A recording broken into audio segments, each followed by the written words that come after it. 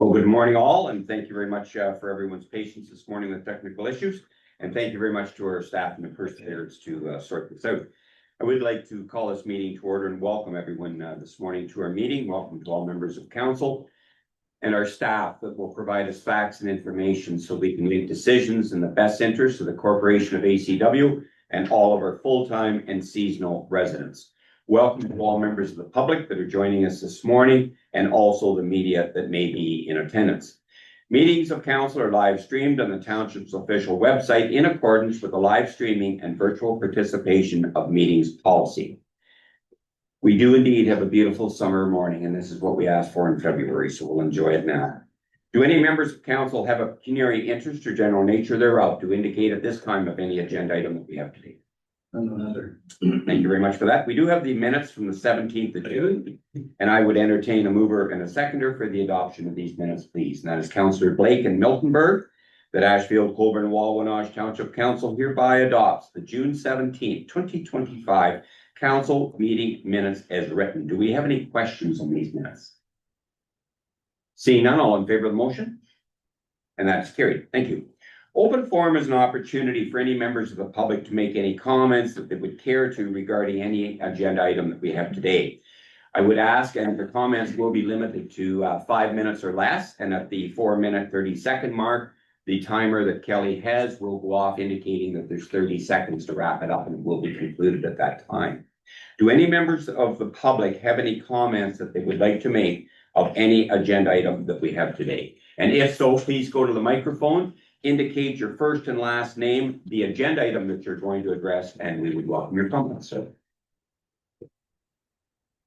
Thank you. My name is Brian Storks. I'm representing the Kintail Beach Cottage Association. And I'm speaking to the item regarding the property standards bylaw being extended to the agriculture zoning. I know it's an ongoing issue with this council.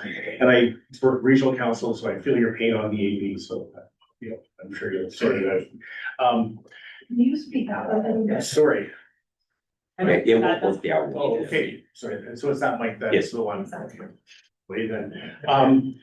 We've been residents of Kintail since 21.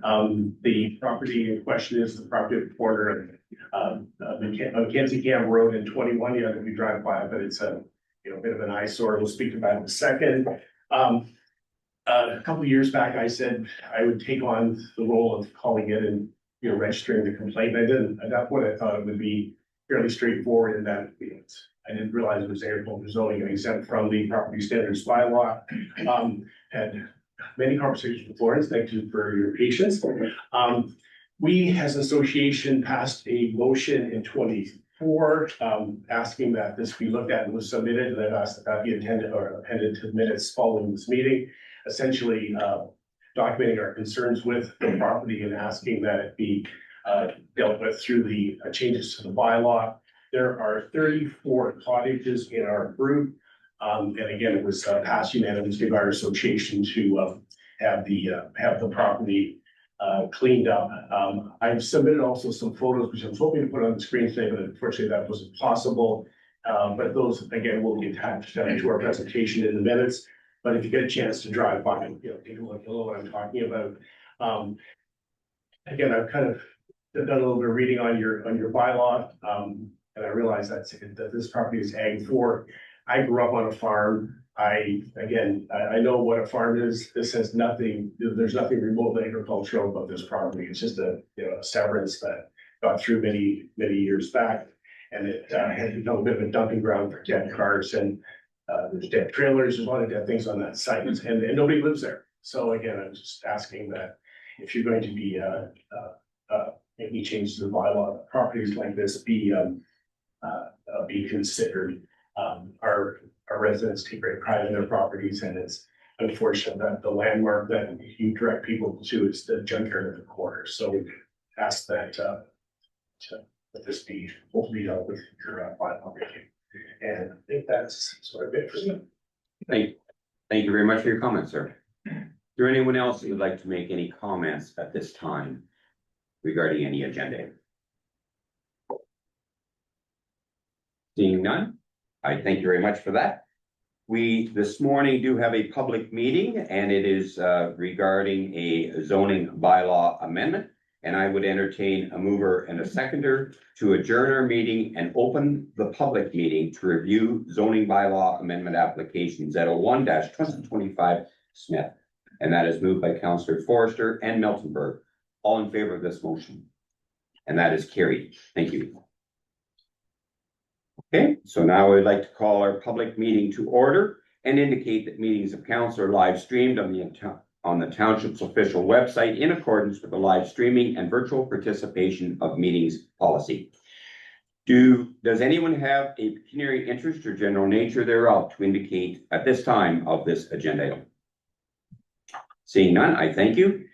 We are considering the application for zoning bylaw amendment, file Z01-2025 Smith. Council have been provided the report prepared by our county planner, Megan Tid-Hernick, and thank you for that regarding this application. The planner will review this application with council. The purpose of this public meeting is to provide the public with an opportunity to address council on the proposed changes to the zoning on the property described. 34696 Blythe Road, Concession Lake Road East, Part Lot 1, Plan 294, lots 57 to 88 in Colborne. This is a requirement that a public meeting is to be held under the Planning Act, which requires the council hold at least one public meeting and that proper notice be given. Notice was given on the 25th day of June, 2024. I would now like to invite Megan Tid-Hernick, our planner for ACW, to address council on this application. Please, Megan.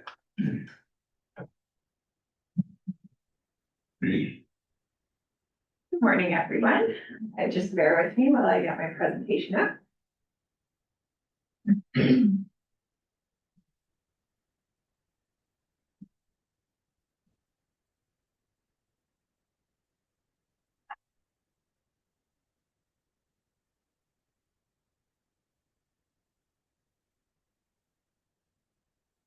Okay, good morning, American members of council. This morning we have an application for a zoning bylaw amendment located along Blythe Road, and it is close to the intersection of Highway 21. So here we can see the location of the proposed development. It is outlined in red, as well as the surrounding areas. You can see Highway 21 there to the west of the screen. So here I've included a figure of the proposed development for each lot. You will notice that there are 6 entrances onto the county road. Septic systems are proposed to be to the rear of the houses, and the potential setback of as close to 12 meters to Blythe Road. So there are a number of zoning requirements that the application is looking for relief from, including a reduction in the lot area, a reduced front yard setback, and a reduction in the required minimum distance separation to an abutting farm. So I have included a photo of the subject area. This is from Google Street View because this road is very busy. I was not chancing getting at you, so it is from Google Street View, and this is looking west towards Highway 21. You will notice that the majority of the area is heavily treed. So this photo is taken looking east along Blythe Road, and this is the location where the barn was. And I'll get into that location in a second. So there is a clearing there, and so here I have some aerial photos to take a look at. This one is from 1955. And you can see that the barn that we just chatted about is considered to be on lot 2. And then there was a house, and that was on lot 4. The lot lines do seem a bit skewed, but this is due to historical data being with new data and just kind of a shift in So here we have an aerial photo from 1978. You can see this much clearer. There is still the barn and the house. It is being farmed around it with kind of a scattering of a few trees. So then here we have 1999. Sometime between 78 and 99, we didn't have aerial photos for that time frame. but the area was treed, and this is how we see it today. The barn is still present, but the house appears to have been removed in that time as well. So here we have our most recent aerial photo is from 2020. It should be noted that within the last year, the barn has been removed.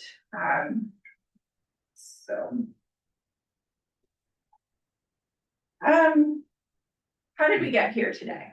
So there was an original plan of subdivision that was registered in 1880, and this was for a settlement area called Milburn. It was made up of 144 lots and then 15 larger blocks. There were multiple named streets as well as some unnamed streets on there. In 1975, the former township of Colborne deemed all of Plan 294 via a bylaw, and I have attached that in my report for you to look at. So what is a deeming bylaw?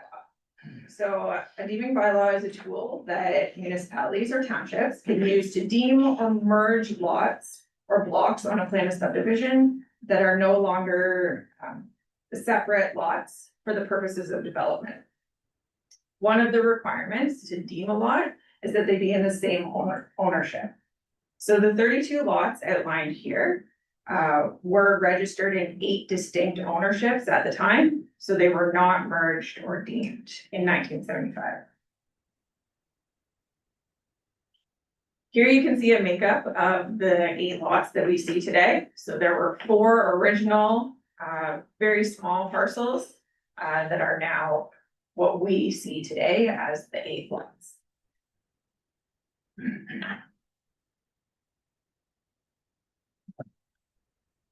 So I just want to take a second to go through some of the components of the application that are being requested relief from. So we have a change in the overall zoning. The application is looking to permit 8 single residential dwellings in an agricultural small holding special zone. So it'll be AG4-22. They are designated natural environment in the ACW official plan.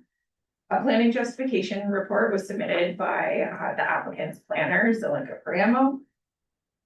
And this was outlining the zoning changes and the justification for those changes. Additionally, an archaeological assessment was prepared by Timmins Martel, and an environmental impact study was prepared by MT. Natural Resources Solutions, or NRSI, was the county's peer review for this application for the environmental impact study. Based on this environmental impact study, or EIS, it was outlined that based on the proposed development, a total of approximately 2 acres of the existing woodlot would be removed for development. The woodlot is currently 6 acres in size, and this spans all 8 lots. But the EIS peer review concluded that it's still unclear whether bat habitat assessment was completed correctly, and that it would be prudent for the proponent to ensure a rigorous review of the woodland has been completed to ensure that no contravention of the Endangered Species Act, which is now a different name, it's the Species Conservation Act for Bill 5. A tree inventory and preservation plan and a restoration plan should be included as a condition for approval and completed at the detailed design stage. So the concern that we have with the AG4-22 zone is that it does not provide any protection for the remainder of the treated area on any of the lots. So there is significant disturbance proposed between the area needed for the house, accessory buildings, driveway, the septic. So as the zoning is applied for, the remainder of the trees could be cleared and we don't have any repercussions for that. So a corresponding official plan amendment was not applied for, so it will remain designated natural environment. It was discussed with the applicant and their planner that an official plan amendment should be considered. Then we have a lot size reduction. And just so you can reorient yourselves, the reduction in lot size is from 4,000 square meters or 1 acre to 3,000 square meters, about 3/4 of an acre. So this size is supported hydrogeologically. So that report was prepared by Grid Engineering and was peer reviewed by Wilson and Associates. So it has been established that the subject property is hydrogeologically isolated. So from the aquifer, so there are no leachates getting into the drinking water. So that has been determined. But the ACW zoning bylaw has a minimum lot size of 4,000 square meters, and that would apply to all AG4 zones. And that's typically to accommodate for the dwelling, any accessory buildings, the driveway, septic, the well, all of the appropriate setbacks from rear, side, and front lot lines. So it should also be noted that on this plan, there is the potential of a consent application. 3 lots or 4 lots are looked to be enlarged later on. We don't have that application as of yet, but that would also further reduce the non-complying frontage of the existing agricultural remaining land to the rear. Then we have a reduction to the front yard setback. And from the county road that is required, 25 meters is required. We are looking at 11.9 meters as a reduction. Blythe Road is a county road and it is the posted 90 km/h speed limit. The planning justification report states that their planner's professional opinion that the proposed dwellings are located at a suitable distance from the lot line and provide appropriate buffering between the dwelling and the road. No technical support has been provided for that opinion. A grading and drainage plan has not been submitted to County Public Works Department for their consideration. And it is unsure what the impact of the county road will be for that. So thus the appropriateness of the setback is yet to be determined. And then we have a minimum distance separation reduction. So the applicant is seeking a reduction in MDS from a neighboring farm. The reduction is from 219 meters to 198. The application considers the proposed development to be a type B land use or a sensitive receptor. MDS numbers were not verified with the farm owner. So based on the current requirements for side yard setbacks, I've provided a little map here that shows the possible area for development on each lot. So we have the 25-meter setback from the county road, a 7-meter rear yard setback, and then each side yard is an additional 5-meter setback. I just wanted to show some comparisons to other buildings in the vicinity. So when I wanted to show the residential uses, and this is on the right-hand side. The closest residence is approximately 27 meters. And these lots are all closer to Highway 21, still on Blythe Road there. And then we have multiple residents that are even further, 40, 45, 50, up to 54 meters from that county road. And then I also wanted to draw a familiar comparison that you'll all be aware of is our office building here. So our office is 51 meters from the lot line. So the sign and the flags are approximately 16 meters, which is 4 meters further than what they are proposing on it in this application. So the required setback, if we were to build a house on this property, would be about halfway between our office building and the road there.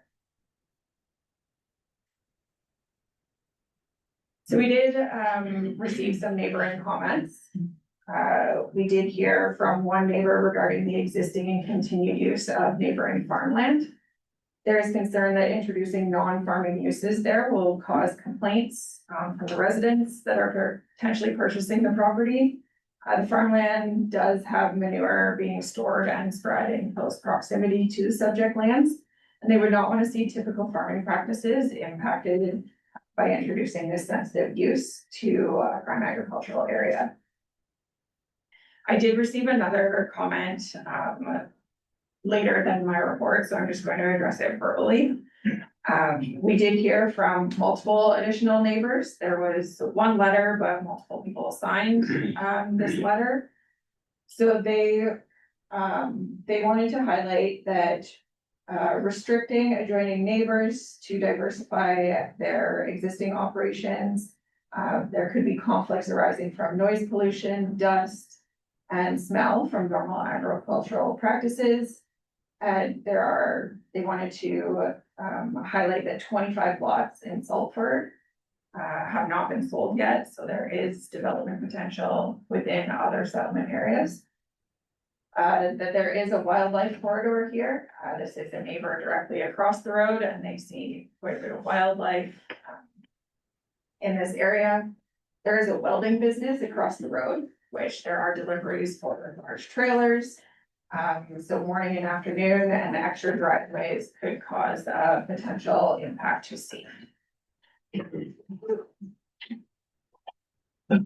So we did have agents and comments as well. MVCA did not have a concern with, because the regulation limit is not within this property, so they don't have a natural hazard concern. ACW staff provided comment regarding the setbacks to the county road and not complying with the zoning bylaw. The relief from the front yard setback has not been adequately considered for noise attenuation from traffic, snow removal operations that the county operates, the installation and maintenance of the septic systems. There is also concern that lot grading and drainage has not been addressed to date. Huron County Public Works Department also provided comment, as this is their jurisdiction. They provided comment due to the speed and traffic in the area that 4 entrances would be more appropriate than 8 individual or the 6 that they are proposing. A separate farm access would be permitted, so that would be the 5th entrance off of the road. Similar to the township's comments, a lot grading and drainage plan has not been provided for review. And it's unclear whether the county road will be impacted by the runoff from this development. Traffic counts were not provided to show potential increase of traffic onto Blythe Road. And so the decreased setback has not been substantiated from impacts from noise, vibration, dust, and debris. So during the planning review, applications for zoning bylaw amendments are required to have, they must have regard for provincial interests as outlined in the Planning Act, be consistent with the provincial planning statement, conform to the County of Huron official plan, conform to the Township of ACW official plan, and represent good planning and be in the public interest. So I do go into more detail in my report about these specific sections for all of this, but I just want to highlight some of the applicable concerns that placing new residential units in an agricultural context may lead to conflicts with nearby operations, including noise, odor, traffic concerns. And this is challenges for both new residents as well as existing farming operations. Development and site alteration should not be permitted in significant woodlands unless it can be demonstrated that there are no negative impacts and the natural features or their ecological functions. So the submitted EIS suggests that the tree areas on the lots will be retained, but no mechanism for implementing that is associated. The development is also proposed to reduce the required separation distance between the arterial road and the residential development, which could have negative impacts on the corridor itself, as well as the importance of locating growth in appropriate areas. So we want to direct our growth and our residences to settlement areas, not within the prime agricultural area. So again, my report goes into greater detail surrounding our official plans, but we just want to ensure that we're protecting the prime agricultural area and the natural features. We have concerns that fundamentally we're not able to support growth in this area.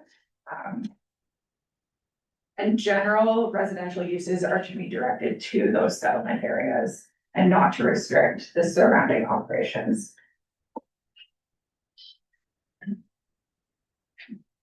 So the application seeks to permit non-farm residential development within the prime agricultural area. The proposed zoning bylaw amendment does not have regard for provincial interests as per the Planning Act.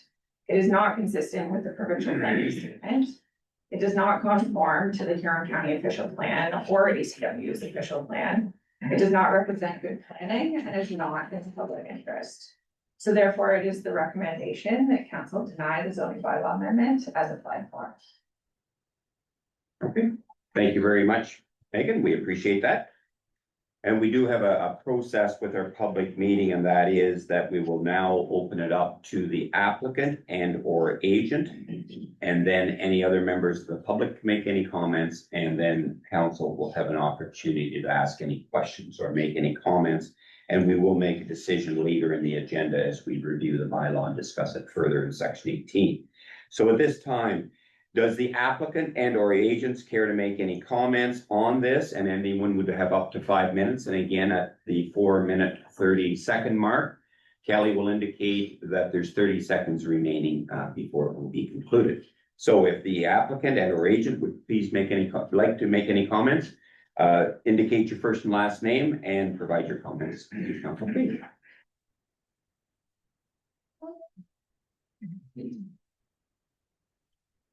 Good morning, everyone, council members, public members, staff. Thank you for the opportunity to be here this morning. My name is Daniele Siquelero. I'm a planner with Zalika Priamo, and I'm here this morning with my colleague Dave Hannon. We have also our consultants, the engineering consultant Montana is here and can answer any questions if needed. Also, we have Elise, the biologist that is attending online, and she also can answer any questions you may have. And also, we have the property owner, Ruben is here. He will speak later then also. And I would like just to make a short presentation to highlight a few key points. Just bear with me so I can bring up my presentation.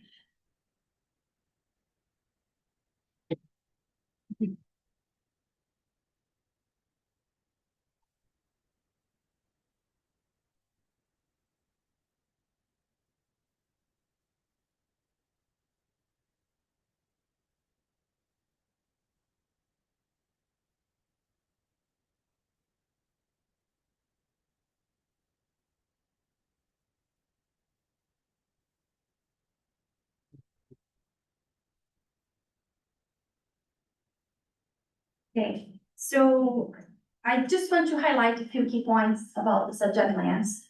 As Megan presented, it comprises 8 legally established single-family dwelling lots. And we are not creating new lots, it's just already established. We also have one agricultural lot that is behind those 8 lots, also fronting Blythe Road. The agricultural lot has 3 strips fronting Blythe Road, as you can see in the image, and they were planned to be future streets. That's why they are placed the way they are. The 8 single-family dwellings, as you can see, are mainly covered by vegetation, and they were planted by the previous owner just because he wanted to have trees around the area for future development dwellings in one street. Here you can see just a few images similar to what has been presented. Even though we have covered vegetation covering the whole area from Blythe Road, we also have clear areas that were the previous buildings that were seen previously in the next presentation. What we are proposing here this morning, we are proposing one single family dwelling for each of the 8 lots, and each dwelling is to be serviced by individual, private, sanitary, and well. And you may have seen in the report that this is supported by the report that was presented in the study.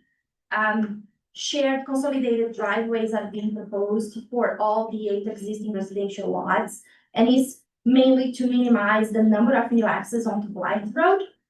And the 3 narrow rectangular strips that you see previously here in blue, they are all to be consolidated in a future consent application just to make the front lots, the 8 lots larger, and they do not have any viable option to be farmed. So it's better to just have them included in the existing lots.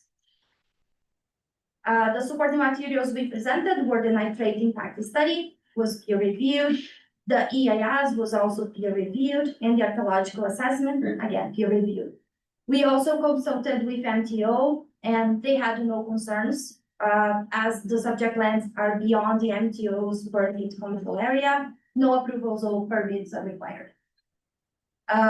What we're proposing, so just the 8 lots, the frontage of that area, we are proposing to rezone those lands, the existing legal lots, to permit the residential values, and that's would be the AG4 zone. And the special provisions are being requested through the ZBA application.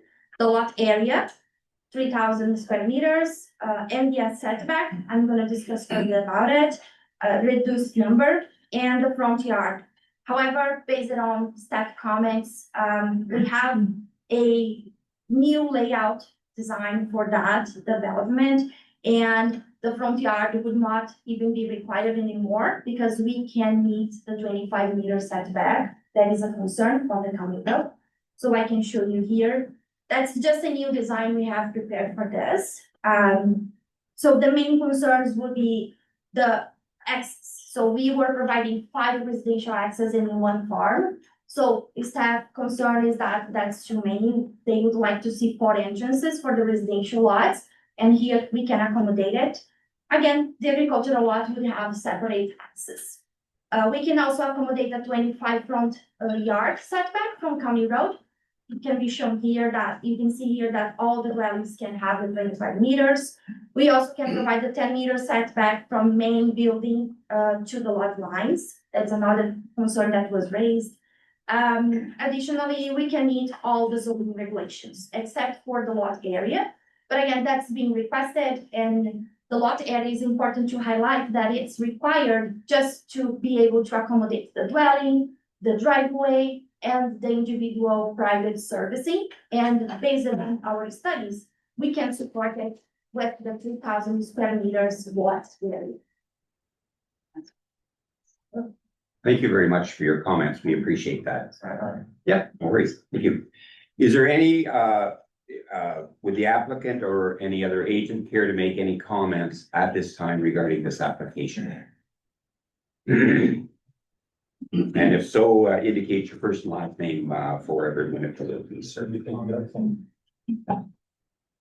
Mayor, councilors, my name is Mike Donnelly. I'm here. Some of you will know I'm a lawyer, but I'm not here in my professional capacity. I'm here in my personal capacity.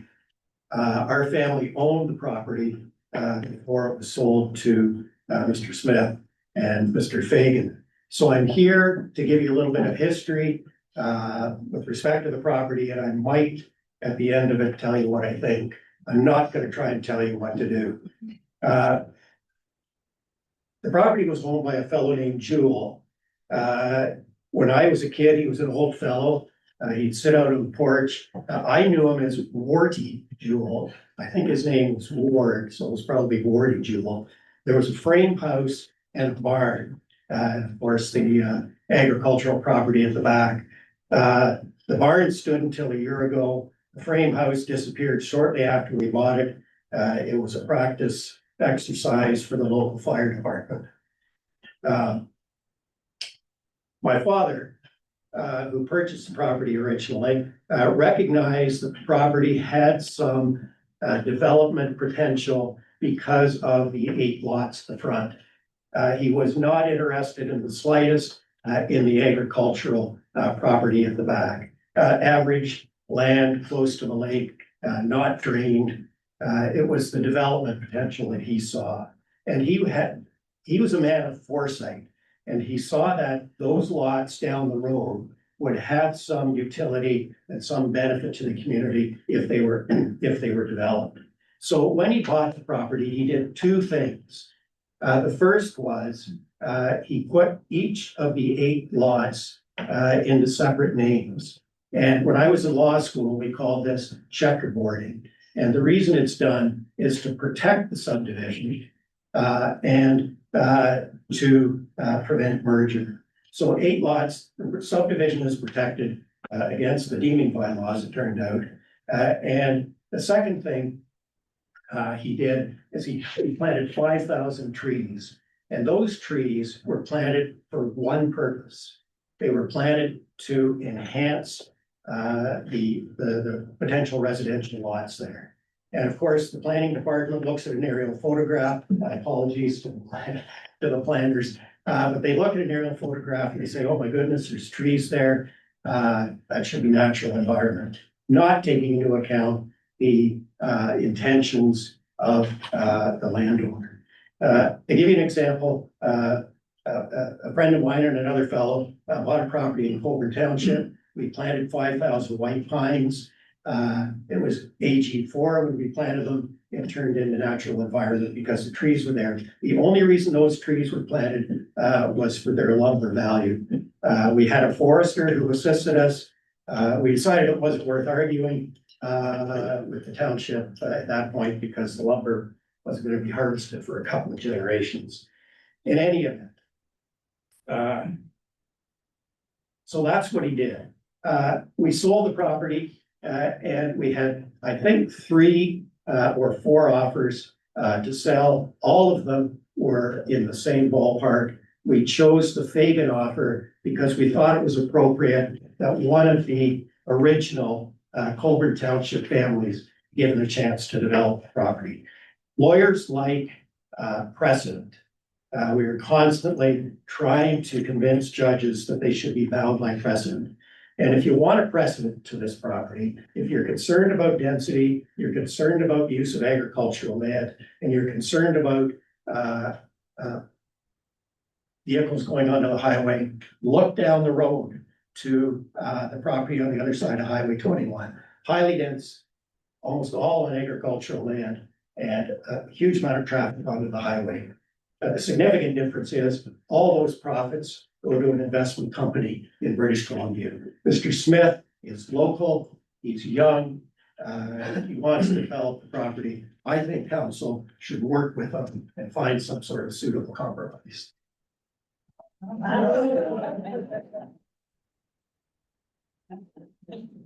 Thank you very much for your timely comments.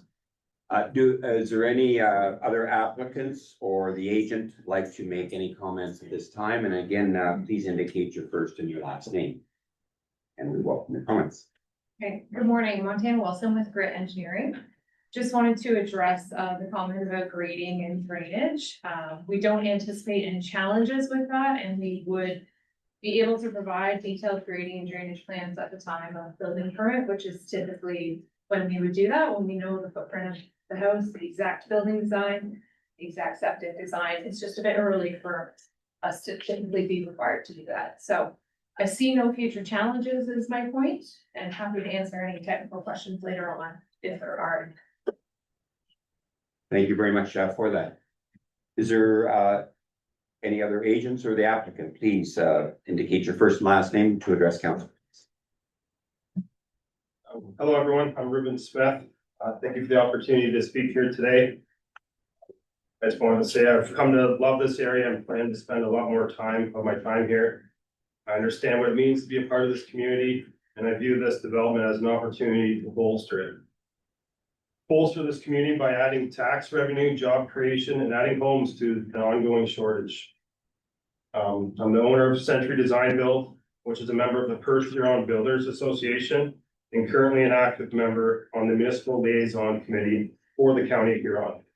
It is often discussed the need for more housing and the issues at play. I understand that there's a process and certain requirements are to be met, but I'm disappointed in the manner it took to get here. The goalposts continue to move, an example being that the letter received by the county was not delivered until this presentation here today. Developers and planners should be on the same team working towards similar goals, solutions, and suggestions. On one side, we've got a report document, a lengthy one at that discussed why this development should not happen. On the other side, I've had conversations with county planners suggesting that 3 or 4 houses be accepted. But on one hand, we have this portfolio put together stating why it can't happen. And it kind of feels like there's a little bit of he said, she said there. I offered replanting of trees on a farm 1.8 kilometers away from the site, already developed 20-acre NE1. Response from the county planners was Huron County typically does not accept off-site compensation as part of an application. So we left it off our application as per the comments. These lots were zoned for residential use for nearly 30 years ago, as Mike pointed out. And, you know, it's only in recent years without the previous owner's consent that they were changed to NE1. From a common sense standpoint, this change doesn't align with the current or historical use of the land. The woodland in question has been reviewed and deemed non-significant by our environmental consultant. The rezoning simply this rezoning simply restores the original intent for these lots. Responsible residential use on parcels that are suitable for development. Housing demand in our area continues to grow, and this is an opportunity to support that need without impacting truly sensitive natural areas. I'm committed to working with the township and the regulatory authorities to ensure my development is done properly and respectfully. Thank you for your time. Thank you very much for your comments. Is there any other comments from any other agent at this time? And seeing none, I will now offer the members of the public an opportunity to address council on this application, if there are any comments from the public tonight. Seeing none, I will now open it up to council to ask any questions or make any comments that they would care to at this time, and I will go first to Councillor Miltenberg and then Councillor Swinville. Thank you. I have copious notes here. I hope I can read my handwriting. I'm gonna say at the beginning that if this comes to a vote, because it is taking AG farmland out, I will be asking for a recorded vote, as I stated earlier this year, because I really feel that we need to protect our farmland. I guess I don't want to get lost in the weeds because there appear to be a lot of weeds here. To me, my question is, you know, why is this application before us? Because it doesn't meet anything. There's all these issues like lot size, front yard setback, MDS from the farms, country, and natural environment. It was a great report wherever you are. It really was very thorough, but I thought, wow, this seems to be really early if we don't even, it seems to me like an incomplete application. So I'd like to speak more to what the people said in open forum. And the first one was the planners from, sorry, I'm not good with names, whatever you are, yes. Apparently everything that's an issue except for some zoning things can be readdressed. Well, why wasn't that readdressed before it came here? Why are we, because all of those things would make me say no. And now you're saying it wouldn't have to be that lot line, it wouldn't have to be that, it could be further back, we could go less. I would be a lot happier if I saw that application rather than this one. I'd like to speak to the Donnelly relative there, and while I appreciated wherever you are, the history, it really doesn't matter what the intentions were. When a tree is planted, it becomes that, okay? So we have farms where somebody systematically planted trees, they wanted it kept in trees, the farm was sold, and then the next person said, it's supposed to be AG1, we want to cut down all the trees. So the intentions were good, doesn't matter, because it's the next owner. It doesn't matter what the intention was when you plant a tree or when you do anything. Because you spoke about setting precedent, and that's exactly what this would be doing. Okay, so I think when you said, let's think about setting precedents, you didn't mean what this is going to be to our AG farmland and creating settlement areas where there isn't one, and when there's developmental land elsewhere in the municipality. So I agree with you on setting precedent. It's the precedent that we'd be setting that I wouldn't like. And the last one is to Ruben, who did call me, but I was away, and I had so many questions when I reviewed this yesterday. I thought I would just listen to what he said here. So my apologies wherever you are. You mentioned the disappointment in the process, and I'm gonna say, yeah, if that's what your experience, I'm disappointed too, because this to me really shouldn't be here yet. Because everything that is a problem, would be enough to set me off. And cumulatively, this is not an application I could ever support. You spoke about the lots being created 30 years ago. I'm gonna suggest that the lots were created in 1880 by my report. And that perhaps the planning that was done in 1880 or even 30 years ago is not appropriate for what's what's happening on that road today. When they created that, the speed limit was not 90 kilometers an hour with a lot of traffic. And that's what I think we need to look at.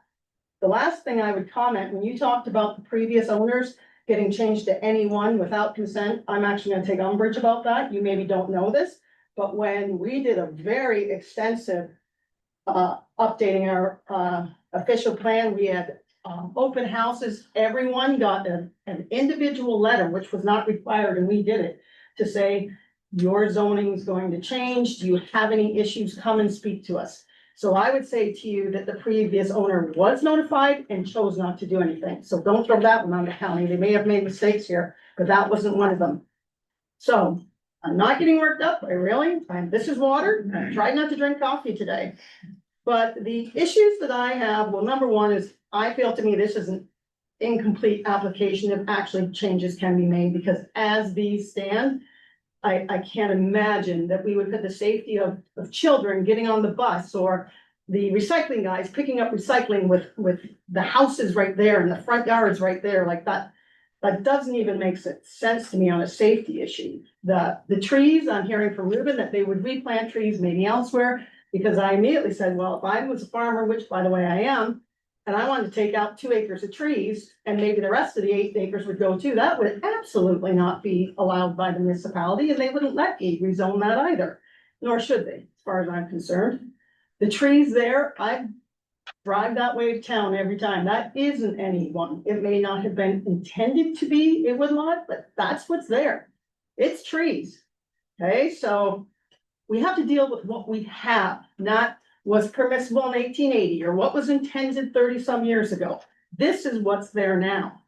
And of course, I object to the farmlands. So I would like to know if indeed there are 25 lots still that can be developed, because I don't understand why we would make a settlement area here when we have some that are available.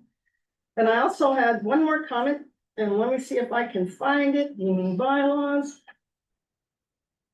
The farmland.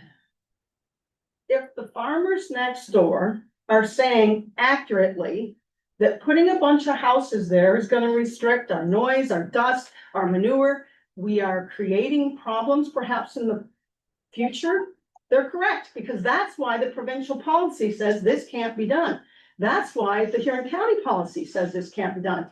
This is why ACW says it can't be done, because the existing owners have an operation that shouldn't be impacted by a newly created settlement area, and that's what this would be. So on all those comments, I absolutely cannot support this. Thank you. Okay, thank you very much for your comments. Councillor Snowland. Thank you very much, Mr. Mayor. First off, the planner from Zelenka Preamble, I apologize if I mispronounced that. I know she was under the she was over the 5 minutes, but my question is, how far were you into your presentation? Were you just about complete? Because we heard an extensive report from the planner of the county, and we also received an extensive report in our agenda package from that planner. And what we heard from you came in 5 minutes, and you had a few seconds of technical issues. Is there much more to your presentation that we didn't hear? Now, to respond to your question, Councillor Snowland, would you care to go to the podium, please, and respond to the question as asked? Thank you for the opportunity. If I could bring up my presentation. No, just The to question. the question. So can you please? The question is, were you almost done your presentation, or do you still have much more to go? No, I don't have much more to, so I was Okay. almost done. Given that, Mr. Mayor, I think if it's not much more, we should listen to the end of her presentation. Because as Councillor Miltenberg said, there is a lot of information that was not included in our agenda. Information that you provided in a brief statement, under 5 minutes, that contradicts some of the things from the county planner's presentation as well as in her report. May I ask for that? Absolutely, Councillor Snowblin. So the request is for the continuation for the conclusion of the report, correct, Councillor Snowblin? And I'm going to ask council for a show of hands who would support this. And that is supported by council. Please be concise in your comments. If you would. Thank you.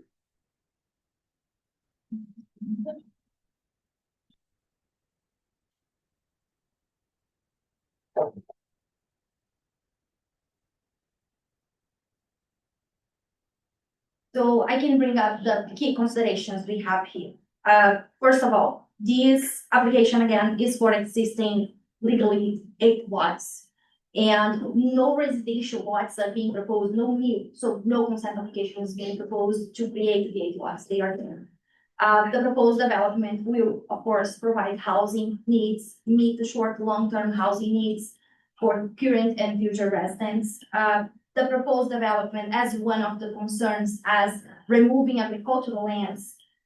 You can see this, even though it is designated prime agricultural lands, it's not. It's zoned natural environment. It's covered with vegetation. No cultivated fields are being cultivated there. There is no active fields there, active farm development there. So you can see we're not removing farmland, viable farmlands to create residential dwellings. We are just using those legally existing lots to create the planned use, which is the residential dwellings. Another concern was that nearby agricultural lands would be impacted. We have the MDS calculations to prove that. There is just one property that is close by to the west, that it encroaches a little bit, a small piece of these lands, and it does not encroach where the dwelling will be placed. So based on the MDS, not legislation, but the guidelines, we calculate building separation. So based on building separation, we meet the MDS setback. We are just asking for a relief because it crosses the property line, which is that the small street that we are proposing to be part of the residential lot 1. But if it's something a concern, we may consider, maybe, I should talk maybe to the property owner, but we could maybe just get the agricultural access that is to the east, propose it to the west. That's exactly the area we need to accommodate the access, agricultural access, and no need for MDS calculations anymore. We would meet the MDS setback, no issues with that. And we understand that agricultural operations may result in noise, and again, MDS calculations were there to prove there is no issues. Even though the farmers may place piles of manure or all of that, that had been considered in our report. We are fine with everything. We meet all the setbacks. Furthermore, all the access we are proposing, we have reduced the number of access we are providing for, as mentioned, as a concern, just one agricultural access. What else? The size of the lots. The Lightning study, as mentioned, has been proved that the lot size is fine. We can accommodate all that is needed for each one of the residential lots. Technical studies have been provided. There were concerns about the bad assessment. We have provided comments on that. Last round of comments, the peer reviewed did not ask us for any additional studies, even though there are technical understanding that is not the same for the peer reviewed and our consultant. We have provided comments on their concerns on the bad assessment, and everything will be preserved when needed. If we feel there is one opportunity for a bat habitat, it will certainly be preserved. And even with the concern of removal of the trees, that can be included in the agreement. That something can be done later in the future when the development happens. And it's our just professional opinion that even though it appears that we are removing lands for farmland, we are not. These lands are not being farmed at all. We are not removing any viable lands to be farmed to put residential dwellings. It's just an area that is on natural environment that was planned to be residential dwellings, and that's why we are just asking at this point. Yeah, I believe I have covered everything, and I appreciate the time again. Thank you. Does that answer your question? Yes, please follow up, A Councillor. follow-up. So are you able to bring up the slide that shows how much agricultural land is you're talking about? I think if I recall, it's a very small strip on the north end. Yeah, that's correct. Yes, That's correct. but yes, so Just just a- me. I'm sorry if I keep, No. interjecting here, if it's okay if I have the floor. So it's a small strip to the north of That's those, correct. and the majority of the land is anyone. That's correct. So I agree with much of what Councillor Councillor Miltenberg has brought up, that this seems like a very premature, application to come to council. There, as Mr. Smith says, there's a lot of goalposts that have changed. One is that the county planner said that there were letters that were admitted after her report. We had a verbal report on that. The zoning change that Councillor Miltenberg mentioned. And I understand where you're coming from, but I don't think that was ever indicated to us when that zoning change happened. If it was recent or if it was several years ago. Protecting the farmland, as the planner has suggested from Zelenka Priamo, it's a very small amount of farmland.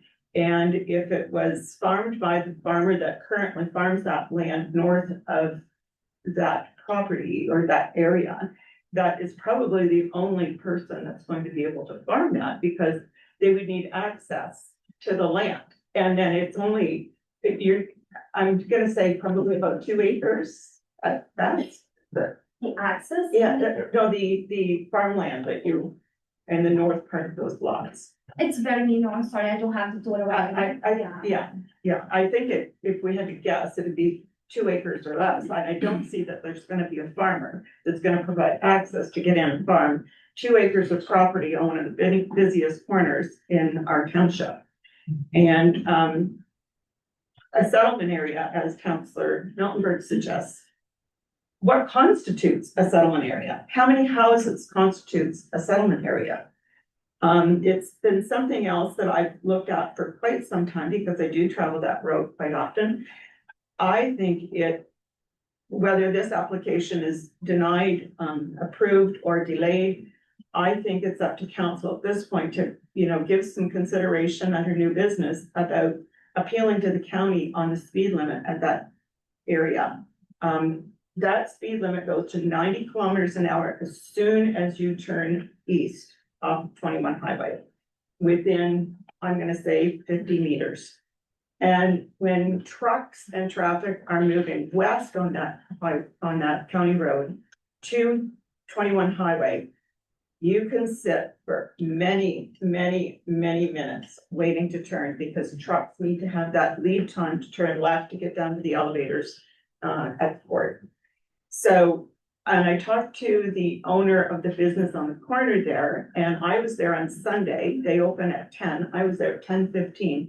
By 10:30, there were cars lined up on County Road to wonderfully attend his business and spend money there. So there is a traffic issue at that corner. And I think before any of us moves forward on this application, it's up to council, I believe, to apply to the county to review that intersection at some point and the speed limit. In terms of Mr. Donnelly's presentation, I will confer with you that your dad spoke to us about that property, and I will confirm that that was his intention. Tongue in cheek, I think his intention was that you and some of your brothers and sisters would be building houses out there and have a little Donnellyville out there, but I could be wrong on that. I really believe that there's a lot of work that still needs to be done. And I would strongly encourage the county and staff here and Mr. Smith and his team to work cooperatively, as Mr. Donnelly suggested, and trying to, come to some kind of resolution that everybody can live with. I don't see any reason why we can't have houses there. There's roughly about 8 houses in there right now, plus a business. And it's my understanding there's I could be wrong, that I think there's a business that's looking to locate in there too, and running into some issues, some red tape issues in there. So maybe we have to rethink this intersection. We have to rethink what this section of our township looks like. And I guess that's it, Mr. Mayor. Okay. Thank you very much for your comments. I'm going to go next to Deputy Mayor and then to Councilman. Thank you, Mr. Mayor. I've got quite a history with this piece of property and, my dad farmed that farm for, I don't know how many years. And I know I always had to be careful going by the barn because there's pheasants in it and, it wasn't supposed to upset the pheasants. But anyways, that's the history. Now, the true fact of the whole matter is, if we look at those trees and those lots, I think it's an ideal place because I live in Ben Miller, as everybody knows. And in Ben Miller, we have a stretch that people are building in the bush. And they're amongst the pines. They think they've died and gone to heaven because they can build their house in there. They have all this woods to keep them separate from everybody else. It's private, it's great. And as far as dust and stuff from the farms, if these people don't cut the trees down, which I know they won't, because it keeps them private, then they're not gonna get dust, they're not gonna get noise, it's a plus. And we're talking about size, I know rural residential is Ben Miller, and Megan, I'm not blaming the planning department, I know you guys are running under the thumb of the Ontario government, which I don't agree with 100%, and everybody knows that I think they're all in favor of everybody being great in the cities, they don't care. They just took 150 acres in London and best farm you ever want to see, but that's London, so we can do that. But out here, hell, we can't even have 2 acres. And that's not right. I think this marginal farmland, which this is, because I know what the farmland is like there, it's marginal farmland. And these 8 lots would really benefit ACW. They really would. And I am in favor of this going forward. And as you said, there's lots of wiggle room here. Mr. Smith's planner said that there's been some changes already made. So if they can accommodate a lot of the things, and you're right about the traffic there. My niece lives right there. You come out to the end of the laneway and you sit and you see this truck coming down there and he's starting to, the Jake brake's already on because he's going too fast to get to the corner. So, you know, it should be moved. It should be a 70 mile an hour or 70 kilometer an hour zone. But anyways, those are my comments, and I do believe that this is a good application for this situation. And as I said, if anybody wants to see how this will come out, come down to Ben Miller. I'll gladly take you down. They're all my neighbors. They all think it's wonderful to build in amongst the trees. And I think it's a plus. The trees are already there. We don't have to build anymore. They're gonna take out the minimum amount. We've got a development agreement that the staff here can tweak to make it work. So I just think it's a good plan. So, and that's all my comments, Mr. Mayor. Thank you, and I don't mean to ramble on. Thank you very much for your comments. Councillor Miltenberg, please. Yeah, some comments about both what Anita and Bill said. You spoke about how it's not very much agricultural land, but we also heard from Mr. Donnelly that agricultural land, which we saw was agricultural land, was deliberately put into trees for development, but it's not NE. So in the last 30 years, it's gone from agricultural to NE, but now they're saying it's not NE either. So that's kind of a slippery slope. Like, how did it get to be not agricultural and not NE, but just trees we could cut down for development? And what's interesting to me is both you and Bill and me and probably anybody who drives that road thinks it's way too fast there. And it's a problem for the people living there and having businesses there. Why are we putting more there then? You're saying, well, the intersection needs to be looked at. Well, aren't we then putting the cart ahead of the horse? Let's put more cars and entries there and a problem that we already are maybe gonna bring up a new business to talk about, which by the way, will not be speedy because it's the MTO. And I don't know if anyone knows about the MTO, but they're not real fast. And the county, we have no jurisdiction over there. it meets 21, that's where you're talking about, isn't it? Yeah, just for clarification, it is not an MTO road, it's a Right, county road. County versus Highway 21, county gets to do whatever they want. It's a county road, County Road 25. Yeah, but the intersection is on 21, which is, I'm talking about the intersection. Yeah, no. So, yeah, it's. you just want to slow it way back down. And once it was slowed down, you'd feel it was appropriate. But right now, it's too fast for what's there, is what you both said. So it is too fast, but we can add more things there. That's kind of arguing both the other way. And Bill, I'd like to speak to you about Ben Miller, because you're right. I know where Ben Miller is. I know a lot of those people. But this isn't on the bush and a small road there. It's on a county road that's very fast.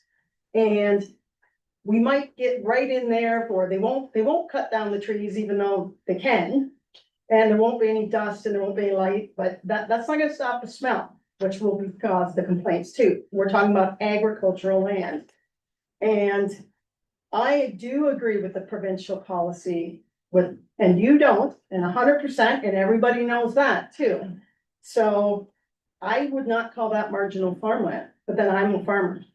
I do not call that marginal farmland. I think the bigger the equipment gets, there's always gonna be, oh, it's only 2 acres here, it's only 6 acres here, and the equipment can't get in there anymore. It doesn't matter, it makes sense to have a house there, and the next thing you know, you have a stretch of land with just houses the whole way. And we are supposed to be looking at the application in front of us, but as council, we're also supposed to be looking 30 years down the road. And if you have those, why wouldn't you add one right there and right there? And what is a settlement area? Well, that's certainly starting one.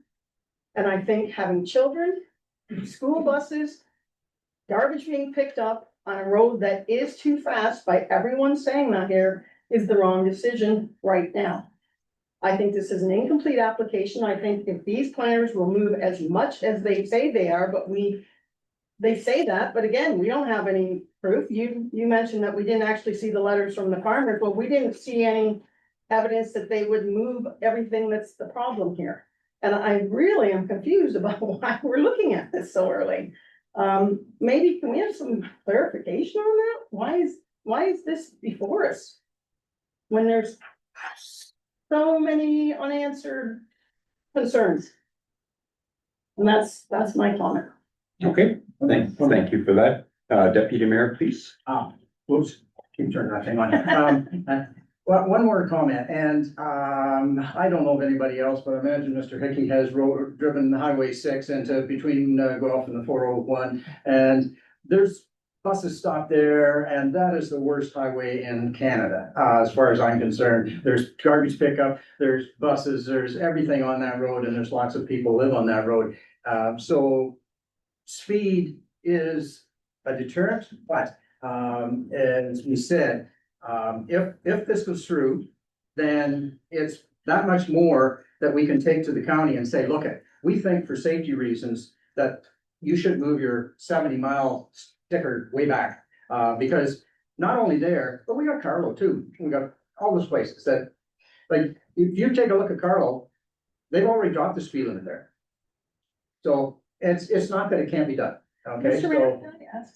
No, continue, Yeah. Deputy Mayor. so anyways, as I'm saying, like, the county can drop the speed limit on these places for safety's sake. They've come into Van Miller and dropped it to 50 because of the Ball Diamond and the Hall. So the county can do that with us asking for that. If they'll do a study, and if it's feasible, they can drop it down. And I think they should, be honest with you, for safety's sakes on that road. So I thank you, sir. Okay, thank you for your comments. I actually agree with most of what you said, but I think what I heard you said was, let's put the houses there and then it'll be so unsafe that they'll have to do something. That's kind of what it sounded like. We'll have more oomph if the houses are there. And Mr. Mayor, I'm sorry, I don't mean to interrupt again, but I didn't say that. I just said that if this is pushed forward, it is a lever. There won't be any houses because there's gotta be a development agreement. This isn't gonna happen overnight. This is gonna take a while to happen. So I think it's a good step in the right direction, but anyways, as I said, that's just my opinion. Okay, thank you for that. Is there any other members of council that would care to make any questions, ask any questions or make any comments? And I'll go next to Councillor Hickey, please. Thank you. I support a lot of the comments over on my side of the table here that were said by Councillor Snow and Deputy Mayor Van Stone. I think it's a good fit. I'm sad to see that it's taken so long. I think it's taken a year and a half already to get to this point. And the comments by Councillor Miltenberg, it just seems incomplete. I don't want to say no to the denial, or I want to say no to the denial, or what? I'm against the recommendation right now by staff. I'd like to see it go forward. But I don't think we're at a point now, it seems that we are ready to go forward because we don't have the plan ready in front of us. We're not really sure what we're looking at right now with the other recommendations today that I think fit perfectly. I just think the applicant needs to talk to the planner a bit more and get it sorted out before it comes back to us. But the one question I have, if I could, Mr. Mayor, to Mr. Donnelly, are you aware of when the rezoning happened? Was that in your time owning it, I think, or was that after the sale, or do you know anything about the So it rezoning? wasn't after. Thanks for the question. Mr. Donnelly, please. Yeah, it was, I don't know what date. Ruben tells me 2008. I don't know that, my own knowledge. I know we planted the trees in 97. Ruben says 2008. So it was not on the recent rezoning that we had then last No. year. It's been like that. Correct. Okay, thank you. Good, thank you. Councillor Snowden, please. Thank you. I would like to make a motion that we defer this application until, we'll say 60 days.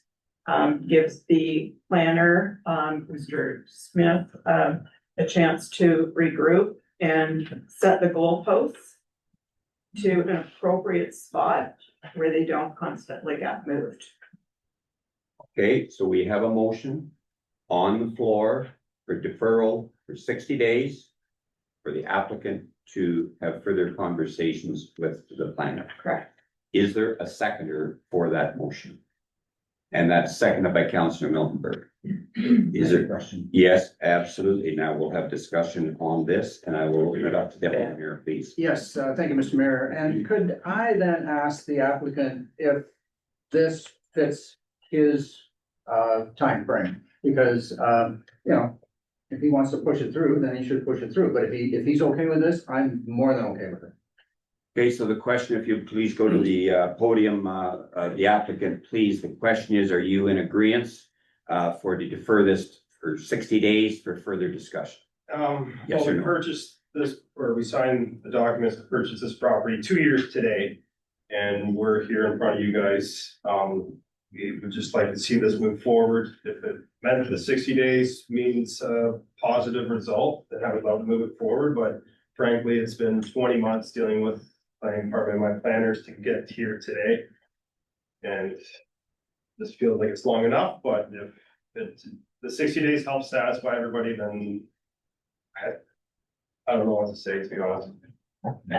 So as frustrated as you are, did I hear a yes? Yes. Thank you.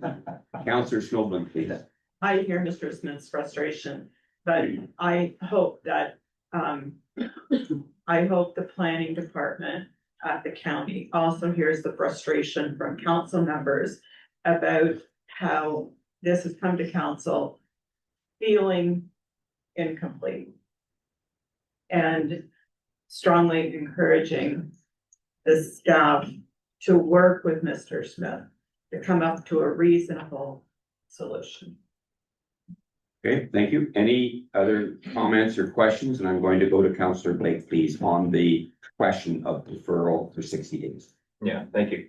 So 60 days from now, for clarification, what can we expect to see come back? Like what are we looking for conclusions? Obviously, there were some questions about the laneways.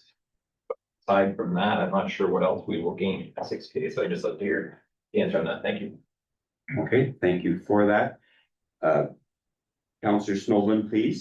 If I could The intent of clarify the and motion. maybe hope to, what I heard from the planner at the Linka Priamo say that their department offered solutions to the peer review group, but had no response back from them. So it seemed as though it was a one-way communication, no response back when they offered. So I'd like to see that resolved. Also, the planner from Priamo Zelinka said that they redesigned the lot so that the setback was within reason, and it appears as though the county hasn't seen that or has not had a chance to review that. So that would be a priority for the county to look at that in a timeframe that seems reasonable. There was also some issues on the bat population. There was no answer back from the peer review on that one as well. And I think on the entrances, that consent part. So there was probably 4 things that seemed to be incomplete between, or not incomplete, but somehow the communication didn't seem to flow back and forth in the time frame. So 60 days gives them the time frame to talk and get those things ironed out, so that when it does come back to council, we have a clear understanding of exactly what the county has heard and exactly what Mr. Smith's team has heard. And thank you for that. Councillor Blake, please. Yeah, thank you. That does partially clarify what I was looking for. My concern with that being said is, if the communication hasn't been completed thus far, I worry that we still might be left in a similar situation come 60 days from now. But if the applicant is okay with the 60 days, then so am I. Thank you. Thank you for that, Matt. That is the desire of this, that there be further communication and resolution on this before it would be addressed by council here. Councillor Miltenberg, please. Yeah, I had some things written down in case the agents or the applicant's planner. You also mentioned that to get less farmland out, you would move a laneway somewhere over to the other. You know what my concerns are, and you know what you said. I would also like to say that we've heard certainly the agents and the applicant's frustration, but we're unaware if county also had some frustrations and they are not at liberty to voice that. So my hope is that all these things that are offered, now we know they've been offered and we know that the county has had them. Because it feels a little bit to me like we're throwing the county planner under the bus, but because they are a paid staff position, they cannot say, well, you didn't do this either. We don't know what happened. There clearly was a breakdown in communication, and you know what my concerns were, and you mentioned a lot of ways to mitigate that and work with the county and bring it back. So if there's any doubts about what should come back in 60 days, it's whatever you said at the presentation, okay? Okay, I think we've had a fulsome discussion. Any further comments? Councillor Forster, please. The question is deferral for 60 days. Okay, like, do we need 60 days or just 30 days? The motion was for 60 days. 60 days, okay. Yeah. Okay, any further comments? Councillor Snowblin? I'd be willing to change the motion to 30 days if the planner and Mr. Smith feel that that can be accomplished in 30 days, but I don't know that that's realistic, given that it's summer Yeah. and holidays and so on. Yes, thanks, Councillor Snowblin. And citing the time of year, I think 60 days would be more appropriate because we want to provide the applicant and our planner the opportunity to have a fulsome discussion and a resolution to come back to council in 60 days. Councillor Blake, please. Thank you. Could I ask both the county planner at one time and then the applicant as well, just to speak on their comments on 30 versus 60 days? Okay, and I will go first to our county planner, Megan. Would you have a preference between 30 or 60 days from your perspective, please? I think with the amount of changes that they provided today, I think 60 days would be appropriate. Thank you very much for that. The applicant, would you concur with 60 days?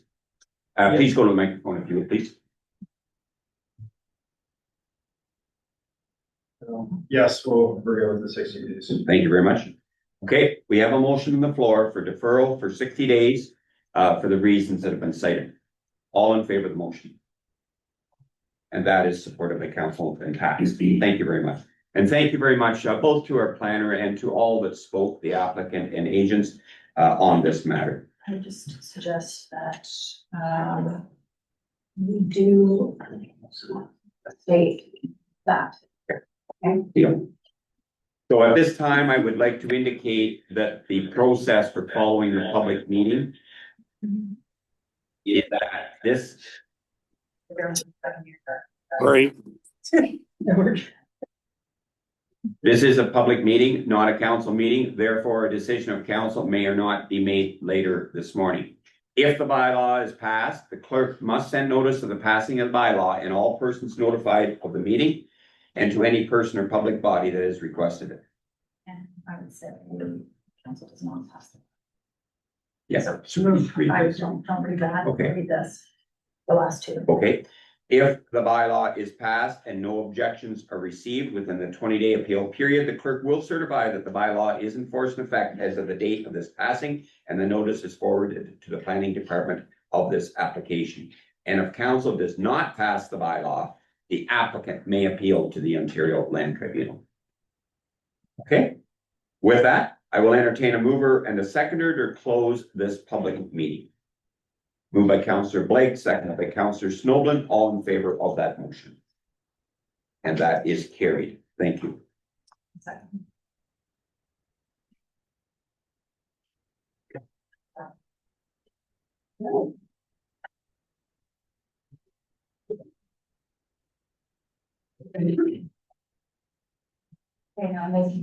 Correct. So now I would entertain a motion to reconvene our regular council meeting, please. Councillor Snowden and Councillor Hecky, all in favor of this motion. And that is carried. Thank you. We'll now move to item 5.2, and that is the property standards in agricultural areas. And I would welcome George Dark to address council. You have up to 10 minutes. And of course, the timer will go off at the 9-minute 30-second mark to wrap up your comments, please. Mr. Dark. I'm trying to get halfway into your system. Is that right? No pictures, but no sound. Is that what I'm trying to do? Yes. Yes. Yes. No, we do not. I might have to have my grandchildren here though to help me do that.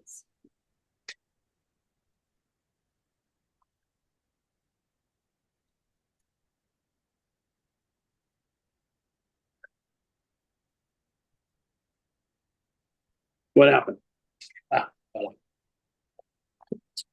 Good morning, Richard, and members of council.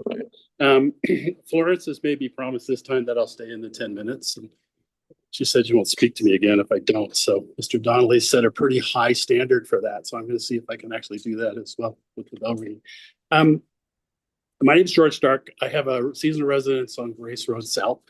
I'm here representing a group of people who, some are in our community, some are in the community south of us, some are up around Holmesville, other folks who we've been talking about this. I know you're going to look at property standards later on in the meeting, and we wanted to just tell you what we think you might want to consider. We've titled this Mitigating Risk and Achieving Equity, because without property standards applied, there is risk to all of us, to the township, to people who live here, to people who have properties. And I think property standards are best applied when they're equal to everybody. Make everybody do the same thing.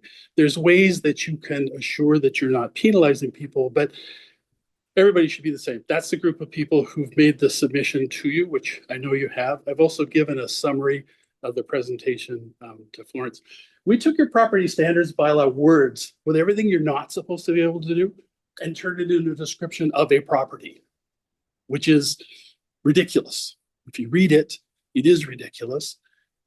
We've certainly been in discussions with the Kintail Beach Association. We absolutely support their request to you, and we would adopt that. This is a ridiculous way to deal with properties. This has nothing to do with farming. This has to do with inappropriate behavior on a property. So when a property is given an exemption, all of the conditions I just showed you could exist on a property. Anybody who's beside it, adjacent, has to go buy it. There is no recourse because there's nowhere to complain because there are no standards. It is what it is. And so this allows all of the conditions that Part 5 environmental standards prescribe that you're not supposed to do to be available on any property that has an agricultural zoning, and there are no remedial actions. So you can't complain because there are no standards to complain to. There's nothing to log it into. So this is really unequal treatment. When you look at this kind of three-part piece, we absolutely agree agriculture is the backbone of this township and Huron County. I've told some of you, my family started here in 1820 up in Gray Township. My great uncle owned that farm right across the road at one point in his life in the 1860s. One of the reasons that those of us that are here is because of the surrounding that we're in. We enjoy it. We like it. We protect it. We think it's really important. So maybe at the time of making the exemption, it was thought that these were incompatible property standards in farming. You know, to us, that's invalid. We've looked at farms all over the township. There's an extremely high level of property standard on farms here. They are stunningly beautiful, most of them, whether they're family or corporate. And I think to imply that somehow the people who are doing that and are real stewards of the land can't deal with property standards, frankly, is insulting to those people. That's not what they're doing. They're doing the exact opposite.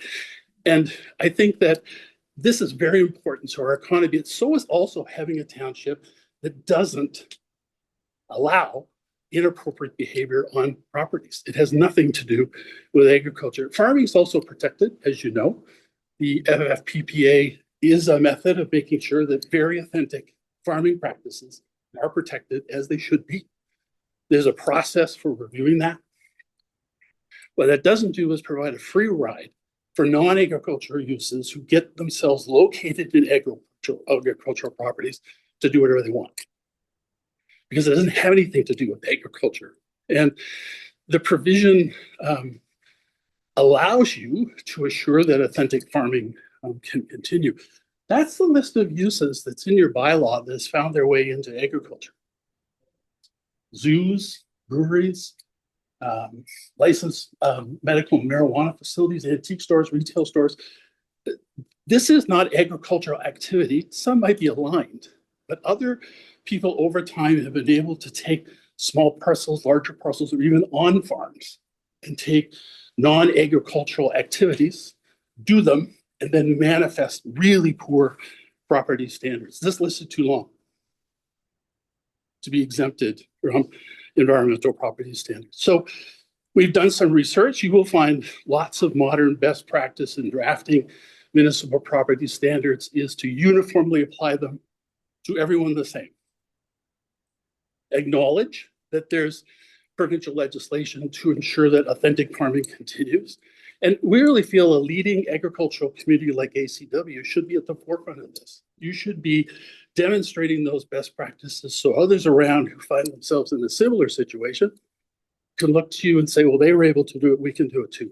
We think this is fair and equitable. We also think that it mitigates risk to both the township and it will allow the township to be a leader in how this kind of property standard can reinforce agriculture. These are minimum standards. You know why you have them: public health, safety, comfort, convenience, general welfare. It's not a light matter. It's a pretty serious matter. They're not intended to derogate from provincial law. They're intended to be a localized condition. And, you know, the penalty for those of us that aren't on agriculture property that's zoned is pretty severe. The property may be cleared of all building structures, debris, or refuse and left in a graded level condition.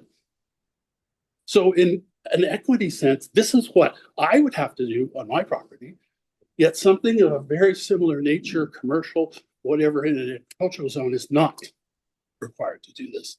That's not fair. That's unequal. You know, you can find situations. You all know we have a very strong situation in our neighborhood. We're a farm in 1978 that was rezoned for a seasonal flea and farmers market. Over a time period has become a massive industrial complex, taking out farmland and encroaching onto the valley. Today it looks like that. It started in the barn, which burned down several years ago and is still there.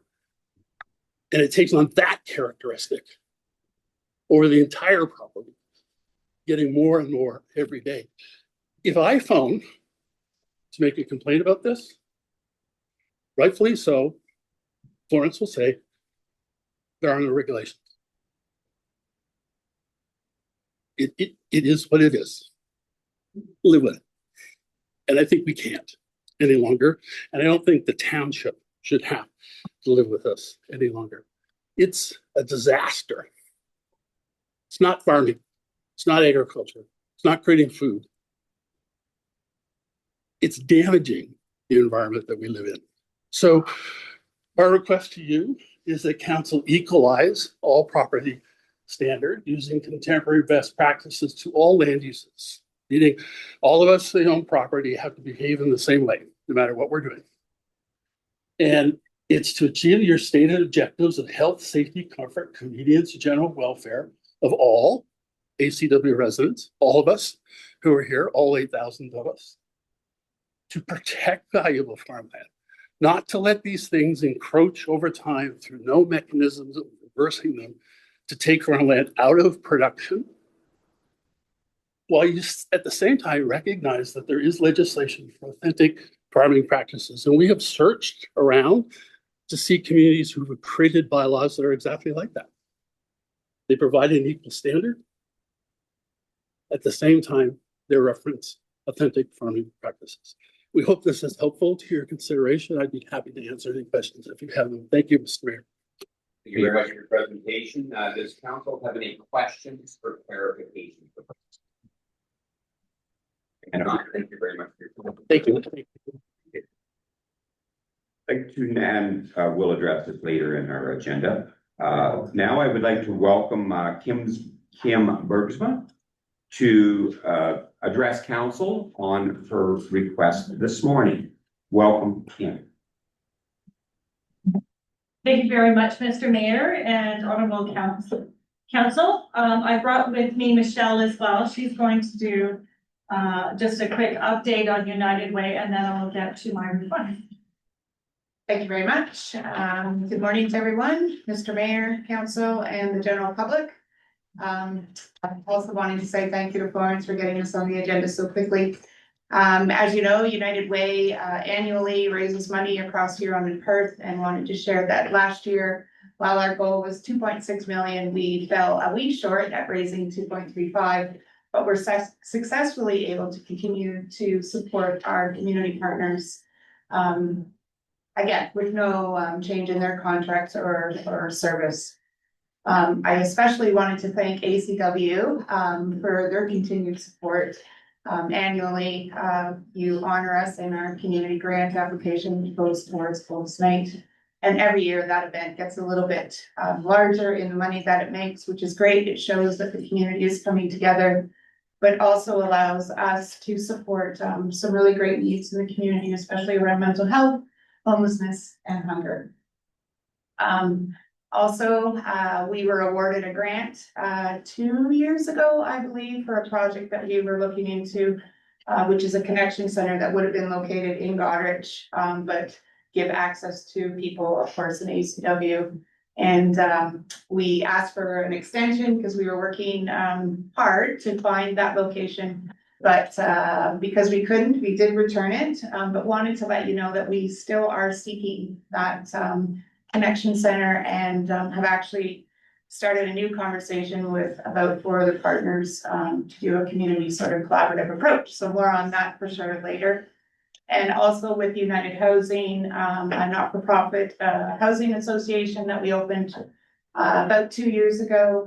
We now have signed 2 memorandum of understanding through some projects that will go forward in both North Huron and South Huron. So just wanted to share that with you. I think it's important that people are kind of kept in the loop about what United Way is doing and why we do the fundraising that we do. And I'm going to hand the podium back over to Kim to share a really important project that we're working on. And I do have information in Florence. I'll just leave this perhaps at the front window when I leave. Thank you. Thank you for your comments, Michelle. I missed your last name, just for, if you could just indicate that. Miller. Thank you very much. With an A, M-I-L-L-A-R. Thank you very much, Michelle. Welcome, Kim.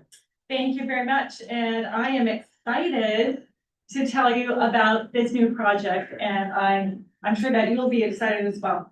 This is our inspiration book. It's one that Upper Bruce County did quite a few years ago.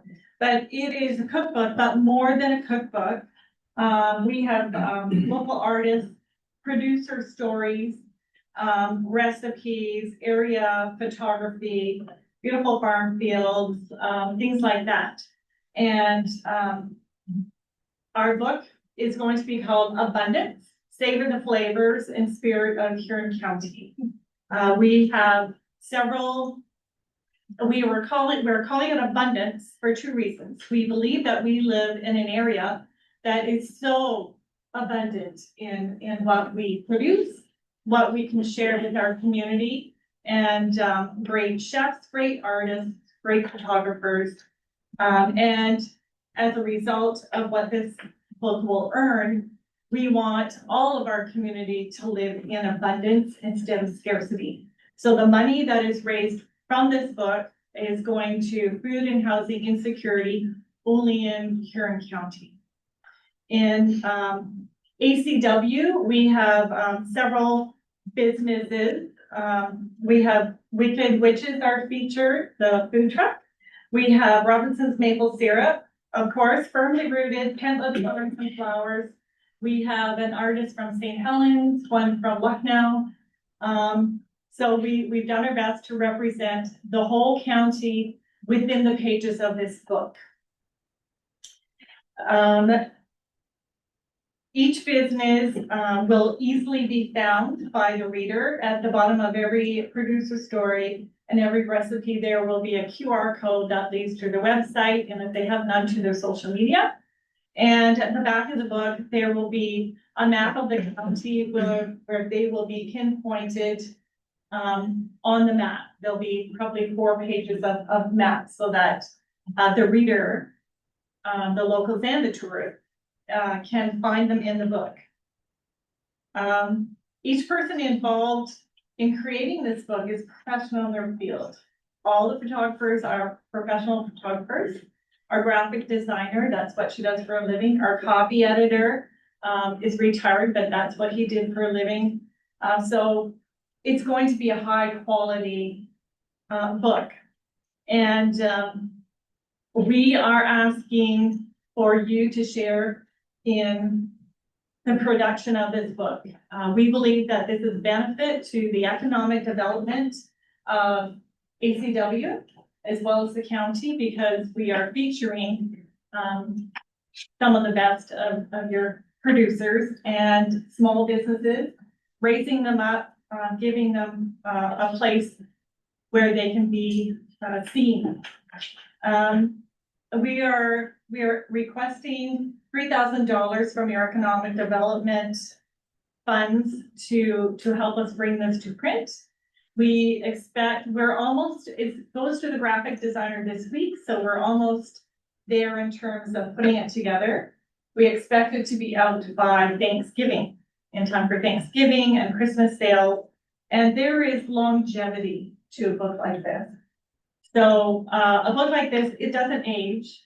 One thing that we are particular about is we're not taking pictures of people because people actually age a book. They have the hairstyle, the glasses, the clothes. So there is great longevity in a book like this, and it will continue to support the businesses in ACW for many years to come. So that is our request, and we thank you very much for your time and your attention and your thoughtfulness towards this project. Thank you very much for your comments, Kim. And I will now open it up to any members of the council for any questions of Kim on this presentation. I'll go first to Councillor Miltenberg and then Councillor Snowden, please. First of all, thank you for United Way for all the work you do in our municipality and in Huron County and beyond. I'm a big fan of United Way. Thanks for the presentation, Kim. It was very good. Having said that, I have a couple questions for you and then some comments. You say it should be going to print. It's almost ready to go. When did this initiative begin? We started this in March. Okay, And it's at the graphic designer's now. She hasn't started putting it together. okay. So So you listed, I'm not sure if you listed just a few or if you listed ACW in entirety, because Sharon County did just have an initiative where they mapped all our businesses, and there's quite a few more on that map. there is, Can you tell me how many are in that book, or is it just the 5 you mentioned? it is a pay to play. So, we approached every single business we could possibly Right. think of. So it was up to them whether they wanted to participate or not. So we asked some for recipes, some for stories. You could pay to do a recipe and a story. So everyone had the opportunity, Right. but the ones who chose to participate are in the book. And how many are they? There's about 45 recipes in total and 20 stories. So 20 different businesses? 20 different businesses, correct? Okay. And then the recipes from another 45, All from ACW? no, Oh, from how many ACW, businesses? it's the ones I mentioned, there's. Okay, 4 or 5. Okay. 6, okay, thank you. Artists. So now these comments are for council. First of all, I like the idea. The problem I see is the ask and the time of year. So to ask for $3,000 from the economic, that's over half our budget, which we are halfway through the year, over halfway through the year. So if council is interested in supporting this, I would suggest it would need to come somewhere than the economic development, because I don't see the clear, and we've already got ideas for that money. So now we're gonna talk about, I assume, are we gonna take it out of some other fund? And I think we've come light years with community granting policy. For example, we support Coast Night of the Year through it. Is that from me, Kelly? Yep. So the issue that I've been seeing over the last couple of years, and you know, I'm always harping about this, different things, because this is new and we're trying to get it right. Our own groups and businesses are told we have a set budget. You must get in your request by January 31st, and we stick to it with those groups. But if somebody comes in that's outside, we're like, okay, it's a good idea, let's give them money. It's okay, it's a good idea, money. So now I'm gonna ask Ellen, because there's been several requests. Our original, if we were to take this fund out of somewhere else, our original budget was 3,000 with a January 31st deadline, which, by the way, I know United Way really understands deadlines because I apply for grants for them. Where are we at on that $50,000? Because I'm pretty sure we're between 70 and 80 at this point. Because we've granted different things at a different time of year. Is that an unfair question? No, I will ask, Alan, if you're prepared to make a comment in response to that, please, Treasurer. Yeah, as of today, we are at 75,420 of the 74,900 budgeted. So Thank you for that. we're over budget if we go to that, Yep. and we're aware of it. We're over halfway through our budgeted year. I really feel strongly it should not come out of the economic development budget, because as I said, we already have discussions about that, and we don't think we have enough money there either, so. I'm really torn about this. I think it's a good idea. I think it's a bad time of year to ask us. And why are we letting outside agencies do this if we say absolutely not to our own?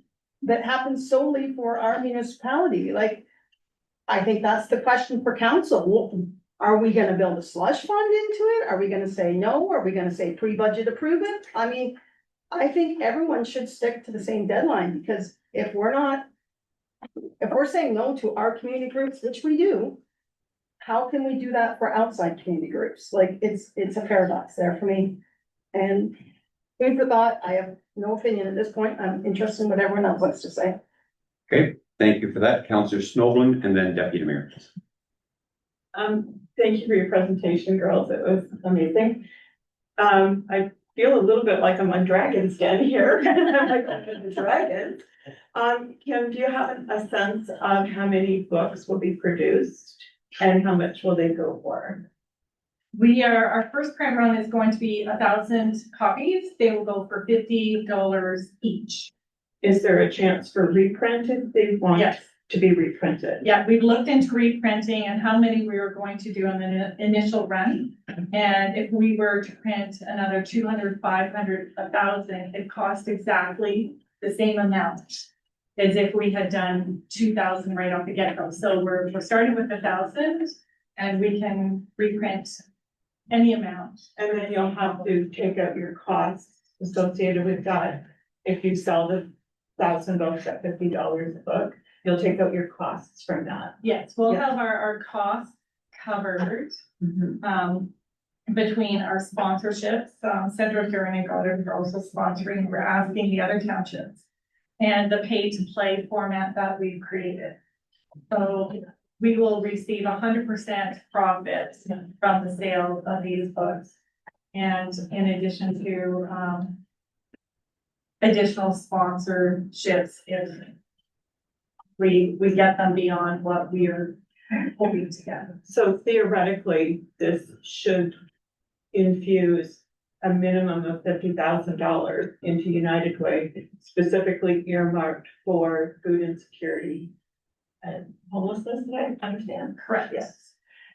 So, and I understand Councillor Miltenberg's comments on, is it fair? Is it fair that an organization comes halfway through the year to request money, especially when the organization isn't specifically ACW centric?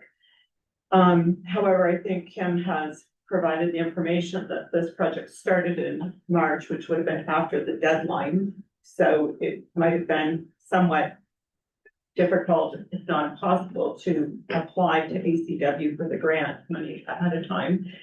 And as far as the new organization that Councilor Miltenberg referred to, United Way isn't a new organization for us. We support United Way. So it's in effect going to United Way, not to him and her cookbook, as a cookbook collector and a cookbook aficionado.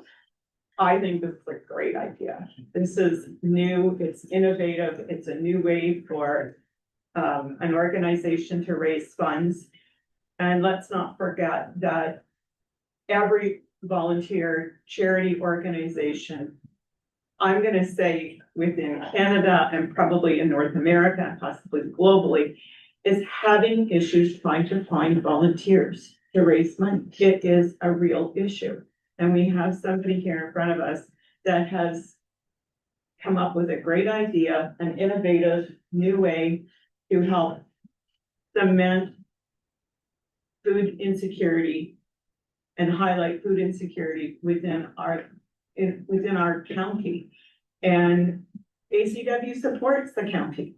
ACW gives a portion of our taxes to the county. So this is part of who we are. So I think maybe 3,000 is a lot, but I think we need to support this.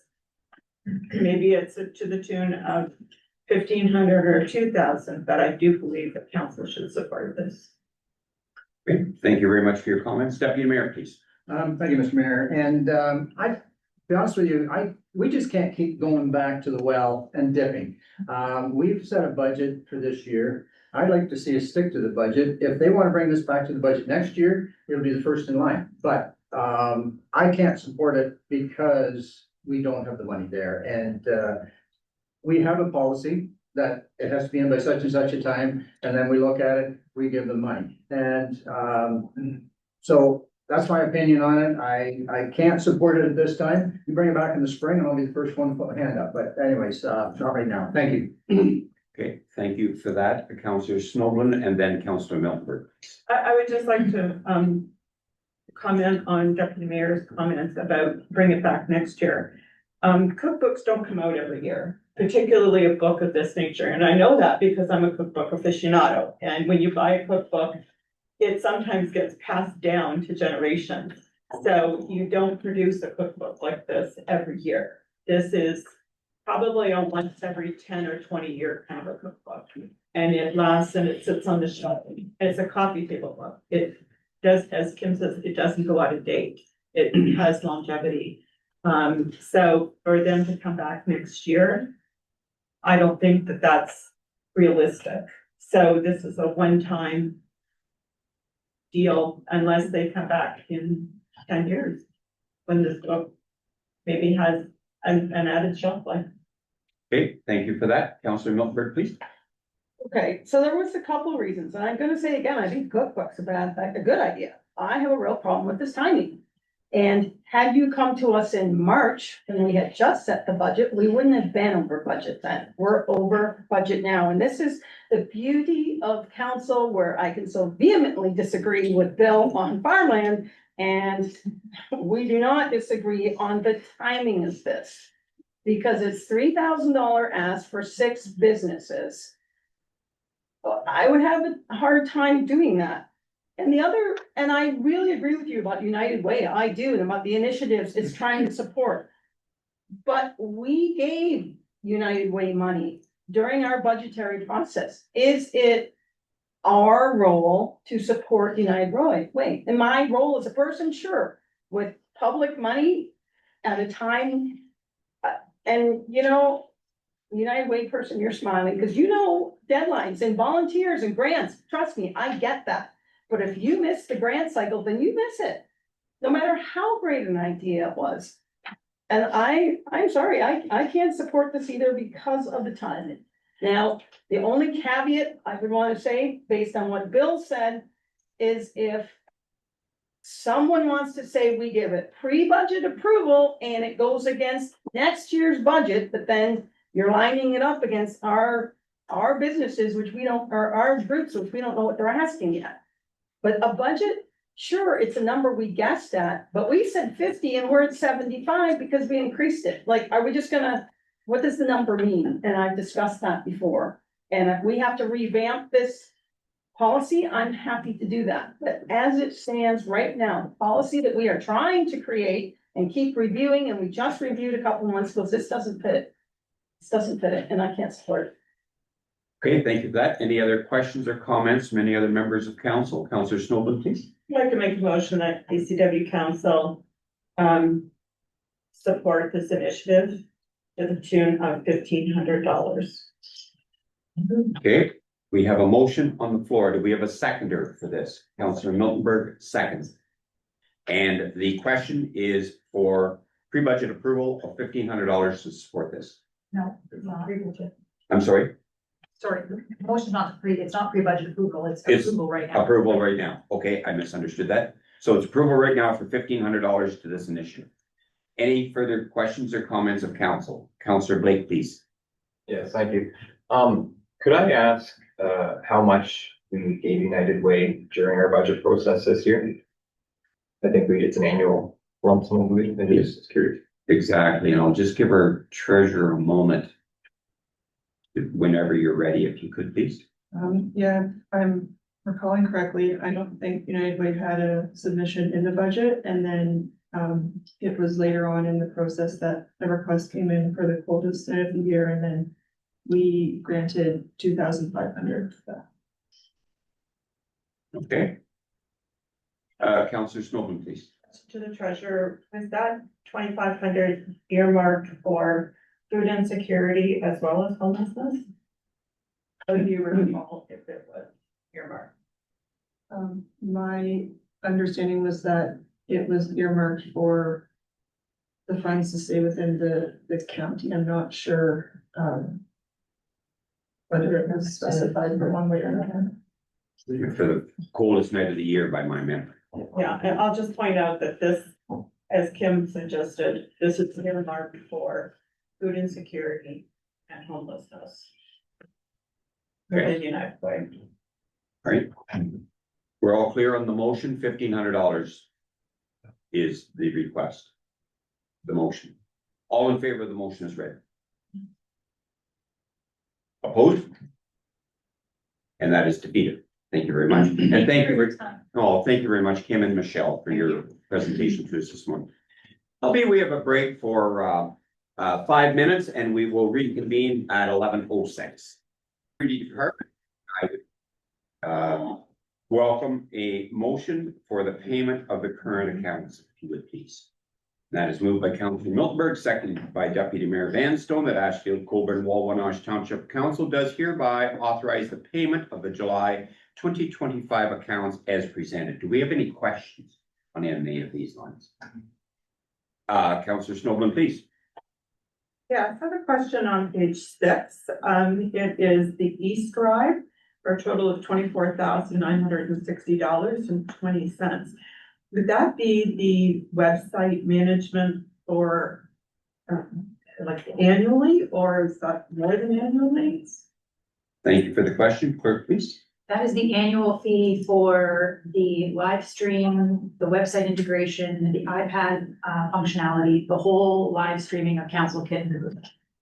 Thank you. And do you feel that that is in line with many other providers of that sort? It is. Okay. I also have a second question, if I may. Please. On page 8. There's a charge for the Dungannon new well for telephone for $225.86. Do we have a phone in the well house? Okay, thank you very much for that. Tom, please. So we do have in the well houses phone lines, and it's to run the alarms. Oh, okay. I just thought with the advent of cell phones, I didn't know why there would be like a phone in the well house, but that makes sense. Yep. Yeah. Okay. Thank you. Thank you. Any additional questions? Seeing none, we have a motion moved and seconded. All in favor of the motion? And that is carried. Thank you. 6.2 is payment of the previous month's actual accounts, and I would entertain a mover and a seconder for these, please. Councillor Blake and Forrester, that Ashfield-Colborne-Wawanosh Township Council hereby approves the payment of the June 2025 accounts in the amount of $4,470,047.11. Do we have any questions on any of these lines? Seeing none, all in favor of the motion? And that is carried. Thank you. 6.3 is the summary revenue / expenditure reports, and I would entertain a mover and a seconder for these, please. Councillor Hickey and Councillor Miltenberg, that Ashfield-Colborne-Wawanosh Township Council adopts a summary revenue / expenditure reports as written for the Township, the Lucknow and District Medical Center, and the Lucknow and District Recreation from January to June 2025. Do we have any questions on any of these numbers? And if not, all in favor of the motion? And that is carried. Thank you. 6.4 is reserve and reserve fund policy. We have received a report on this, and it is the recommendation to approve the proposed administrative housekeeping outline as outlined in the report, and approve the draft reserve and reserve fund policy, and that it be adopted at a future meeting by bylaw.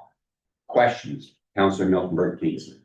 Yes, I love this report. I'm so excited that this is going to happen in theory if we all agree to it.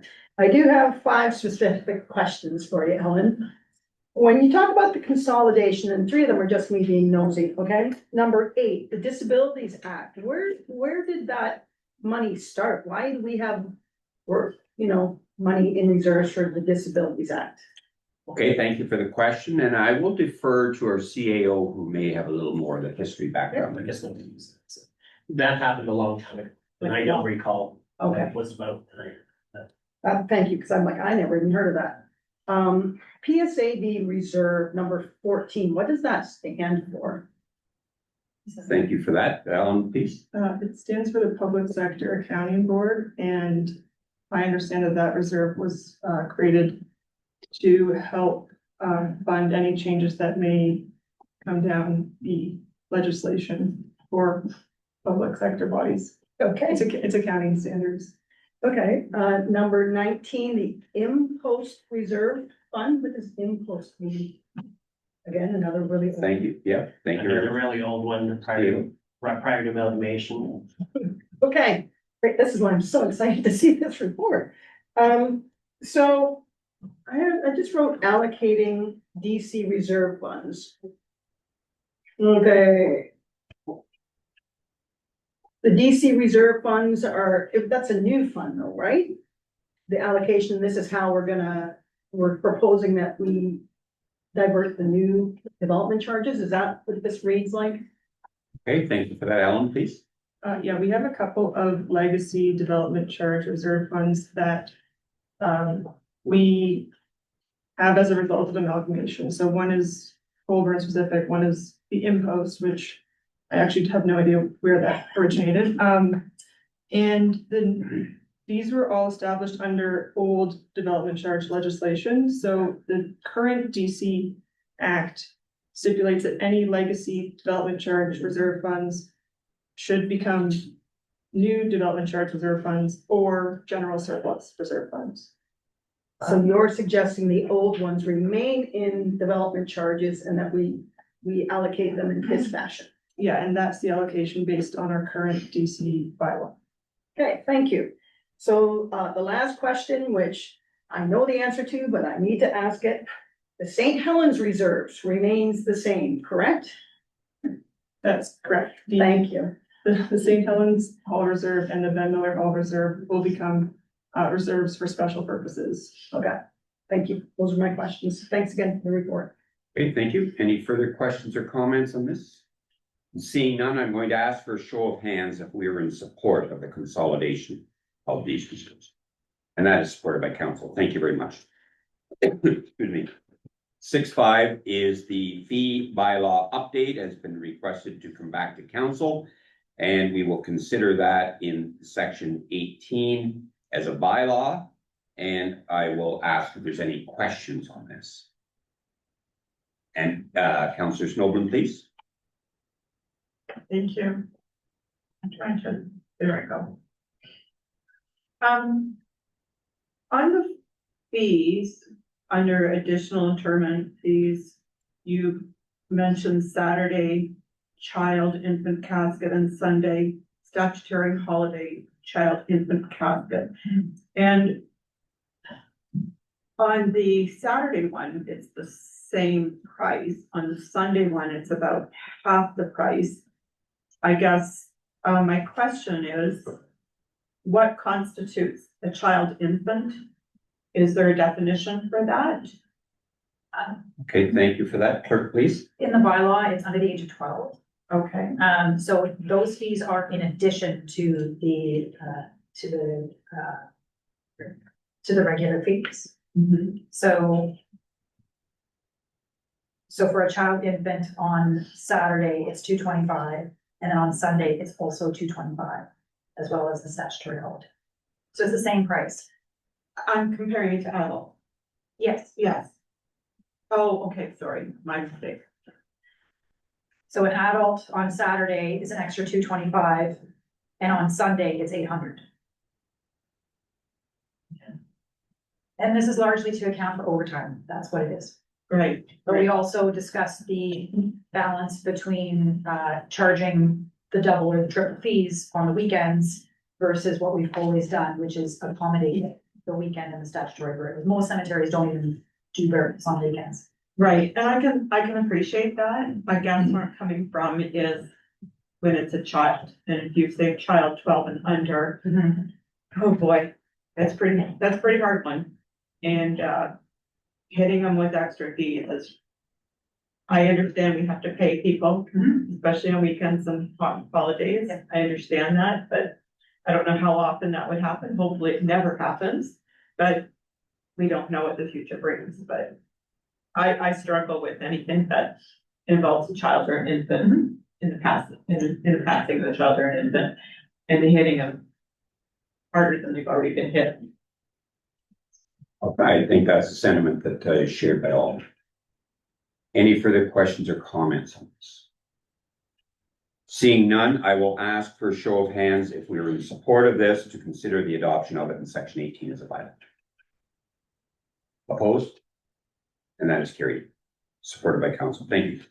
We do not have anything under planning today. The building department official report has been provided to us for information purposes. Thank you, Joy, for that.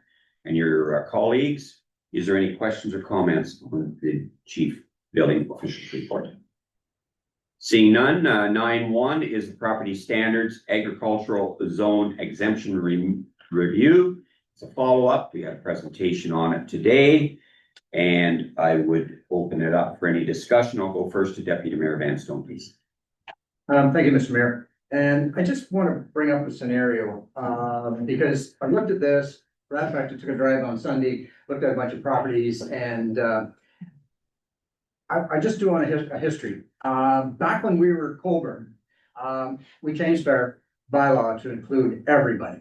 And there was one gentleman that had to clean up his property.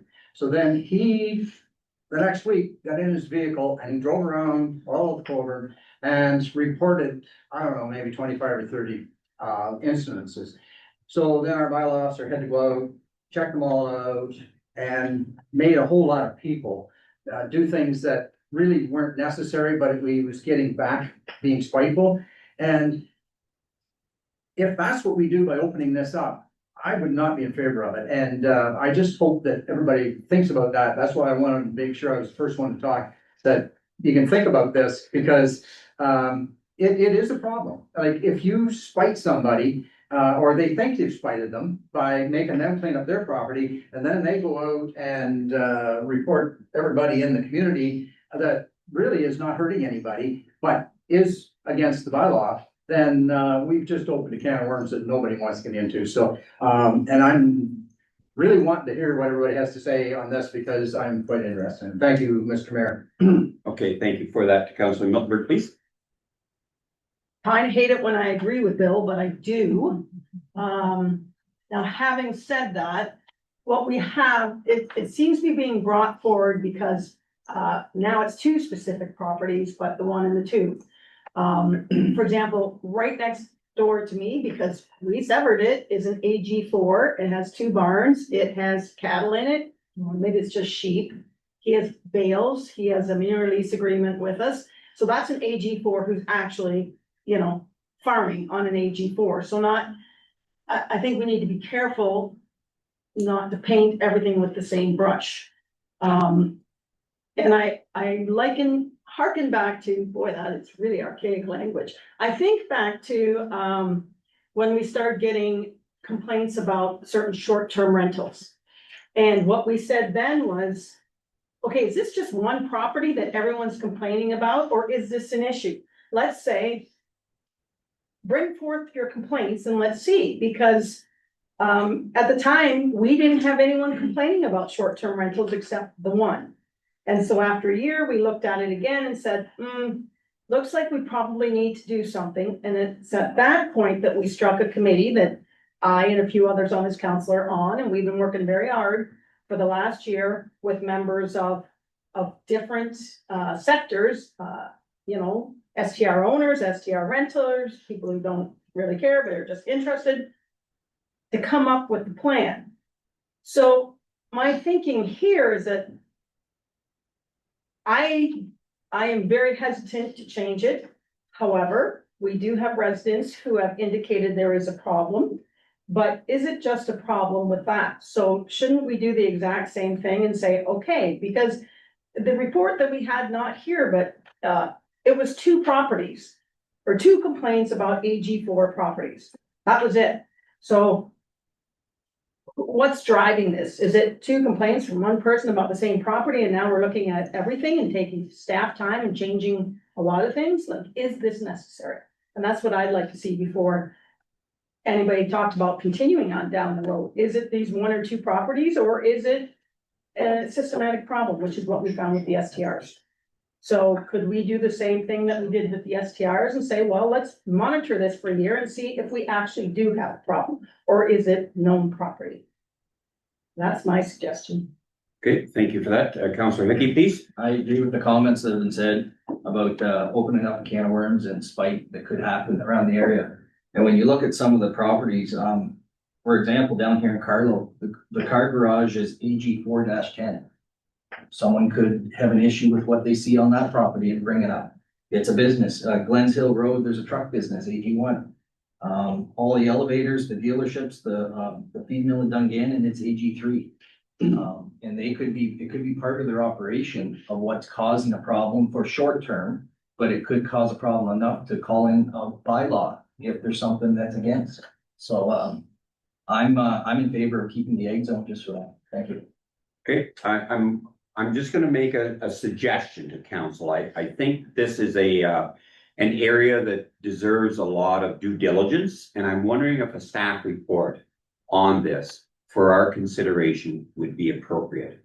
And I'm going to ask council if you would have an appetite for a staff report to come back for further discussion on this. Councillor Milton, please. I think that was kind of my point, that do we have any evidence that we need a staff report? We've got a couple complaints or complaints about two specific properties. And are we then supposed to review all of it based on that? I would like to see more data saying we need a staff report.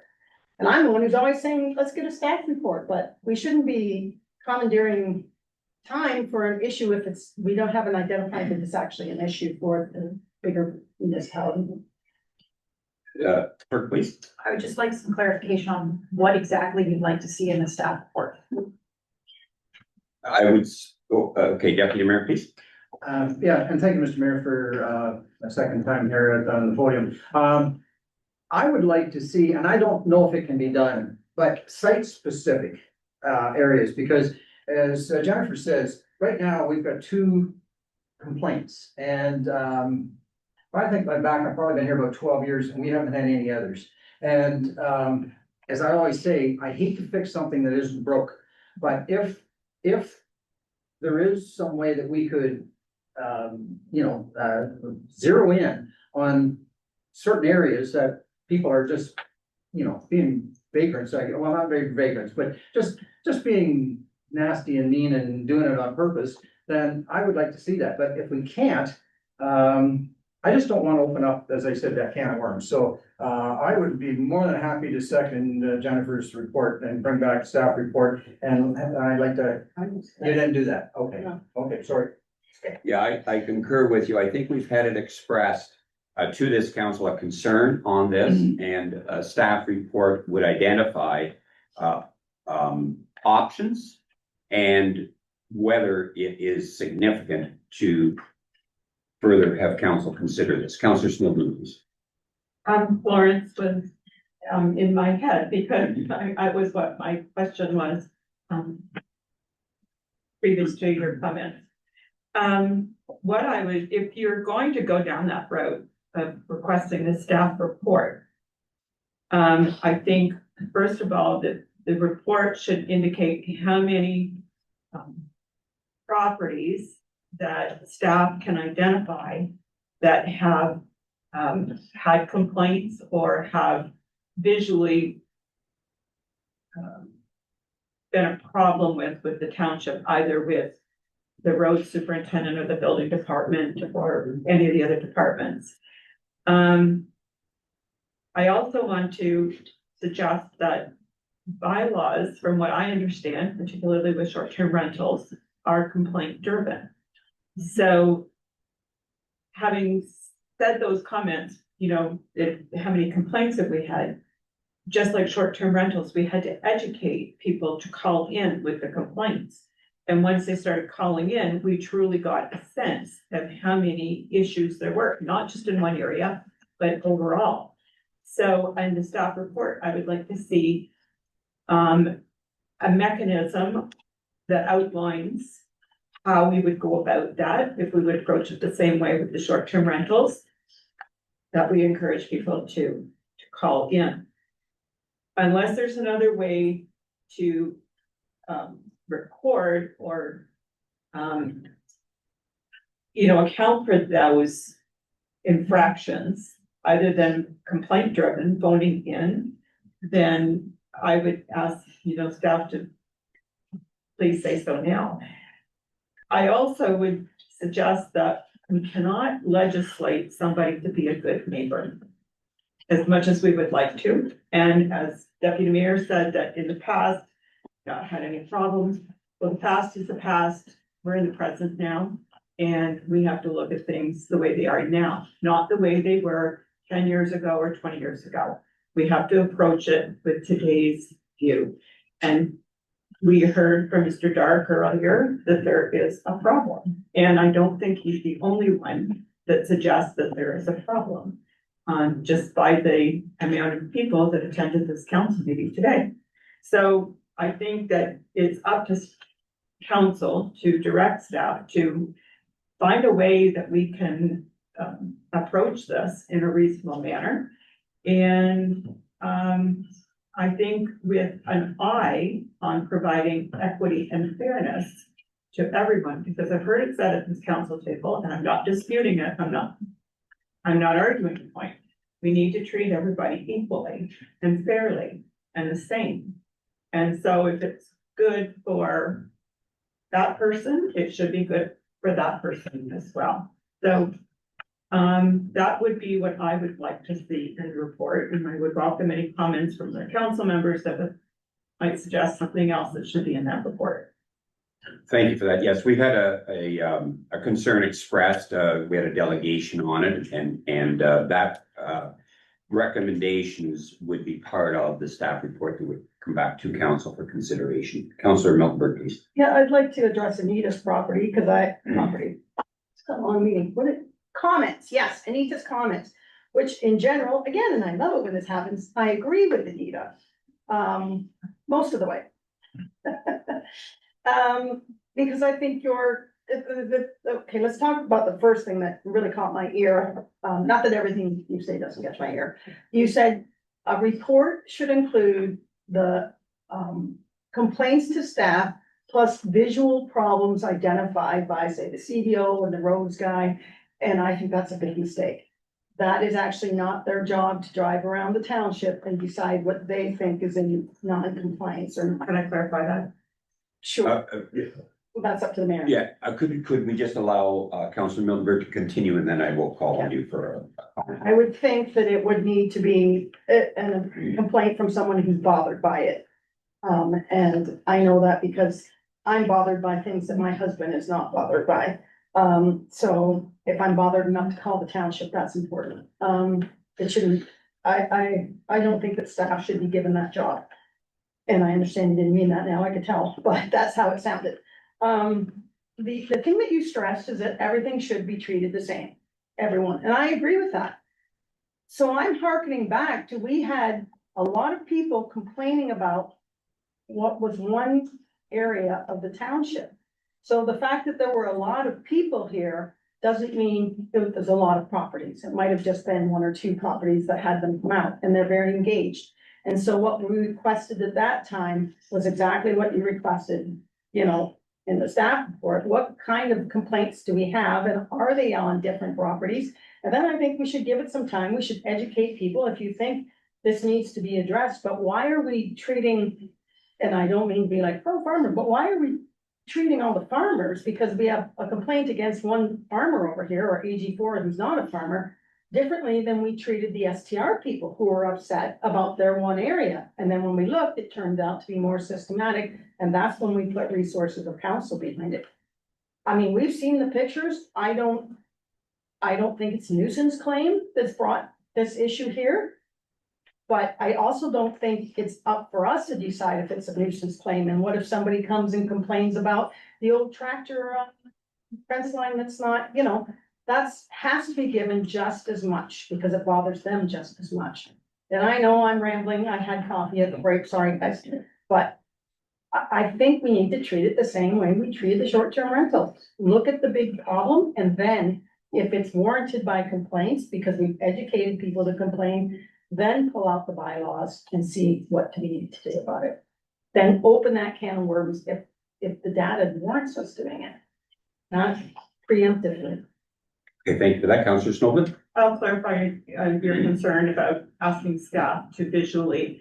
So I didn't maybe express it clearly, but for example, if Tom's department and the roads department clearly sees where there is an issue on a particular property, and because there's no recourse for them to do anything about it because of the way that it's zoned, their hands are tied. There's no point in saying anything. So that was where I'm going with it. So if it's interfering with staff in the way that they do their job, or are being able to complete their duties, then that should be accounted for as well as complaint driven, or how many complaints have come in. So I just wanted to clarify that.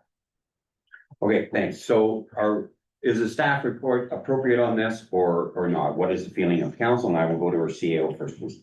I just want to clarify that this isn't the first time we've talked about in this room. I've been here for 24 years and we've talked about this many times over the years, so this isn't anything new. I do want to say that a lot of our residents are educated enough to know that the existing bylaw doesn't include the ag lands, and I think and Florence may agree or disagree that we're not getting a lot of complaints from ag lands because they all think there's no sense filing a complaint because they realize it doesn't affect it. But if we did change things, it could affect. I would think we probably get more complaints from the AG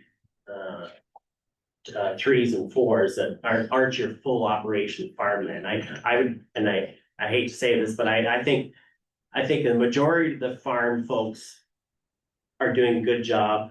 And it's just some of these smaller areas that we have problems with. But I guess my point is to say that we probably don't get a lot because they already know that the bylaw doesn't include eggs. So that was a long rant and I'm just trying to figure out where to go from here. Okay, thank you. Vector, comment, please.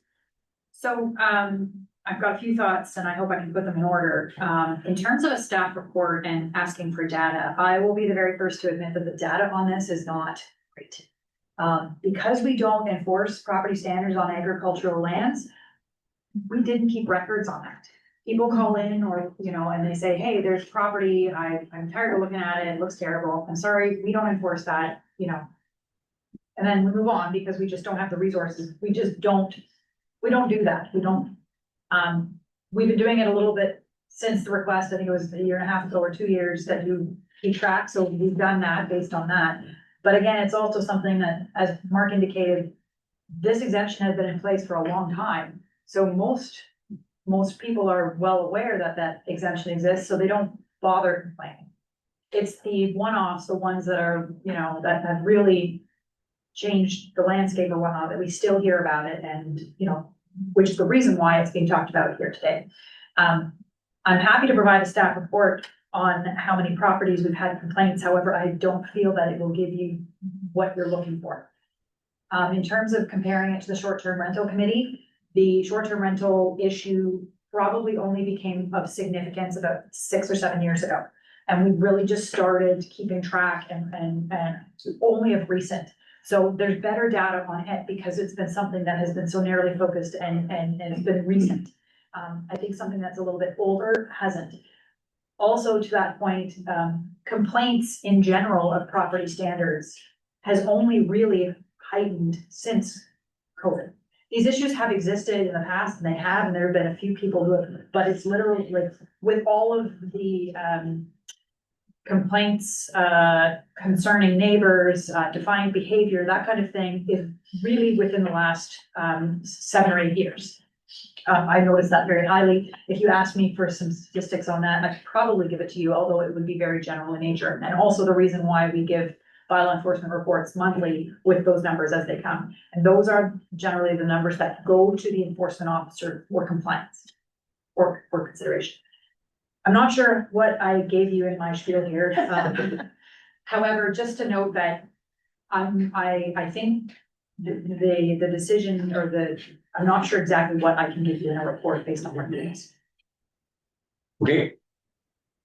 Councillor Snowden, please. So I'm gathering from that, Florence, that any report that you are going to provide for us is going to be based on opinion more than on data or fact.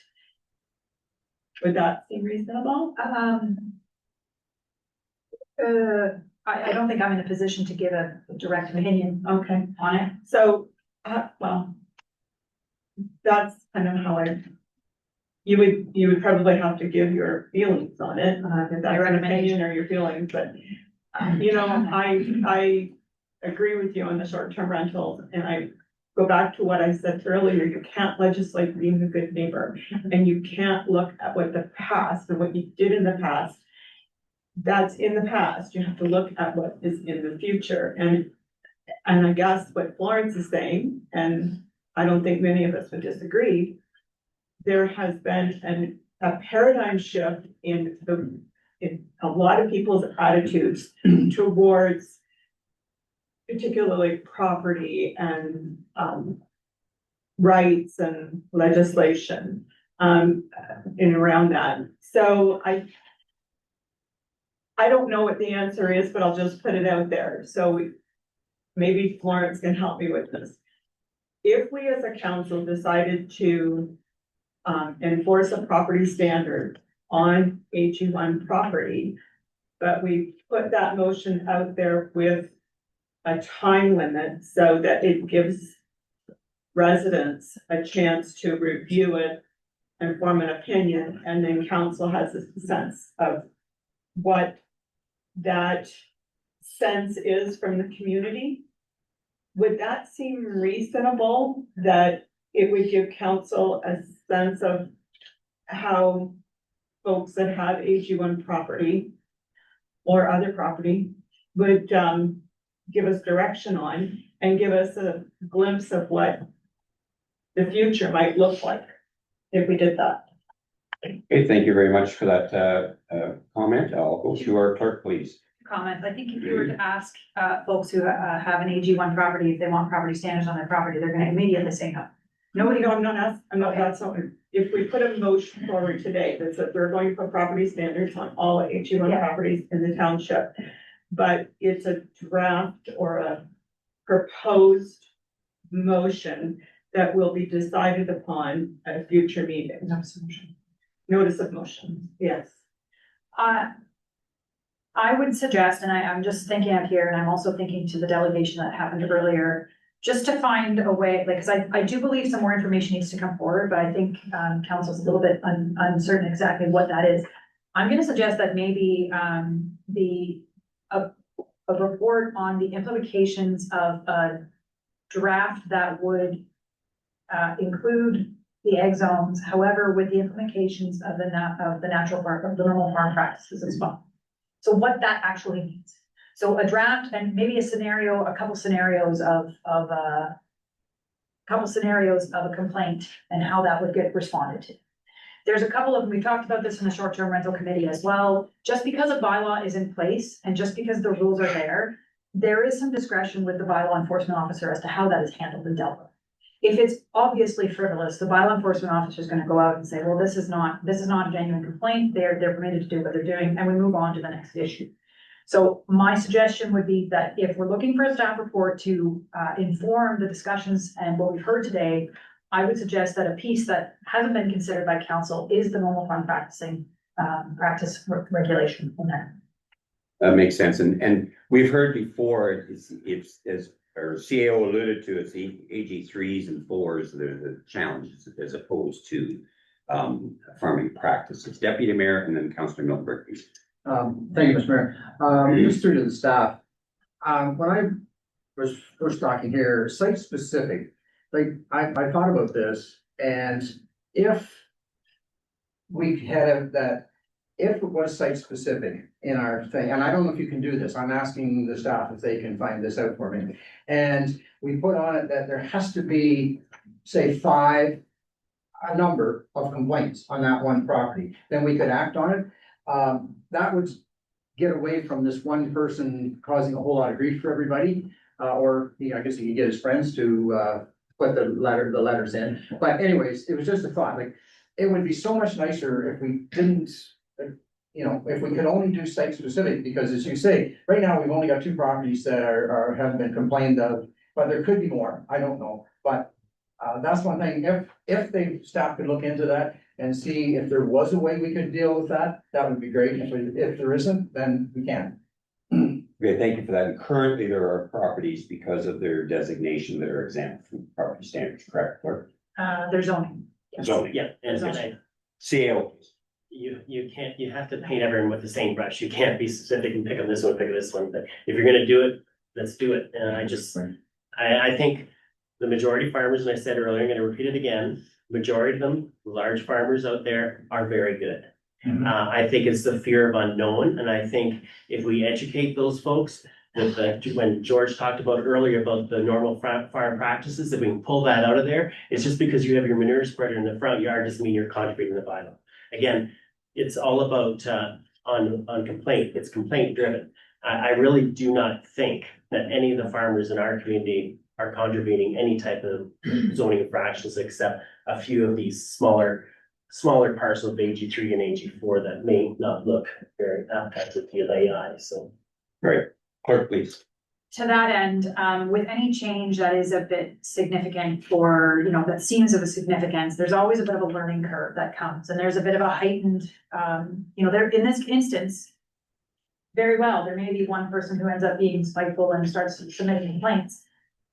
But that isn't gonna continue. That would happen, and then it would stop. Then we would know what the rules are, and move on, and then we would have the enforcement go as it regularly does.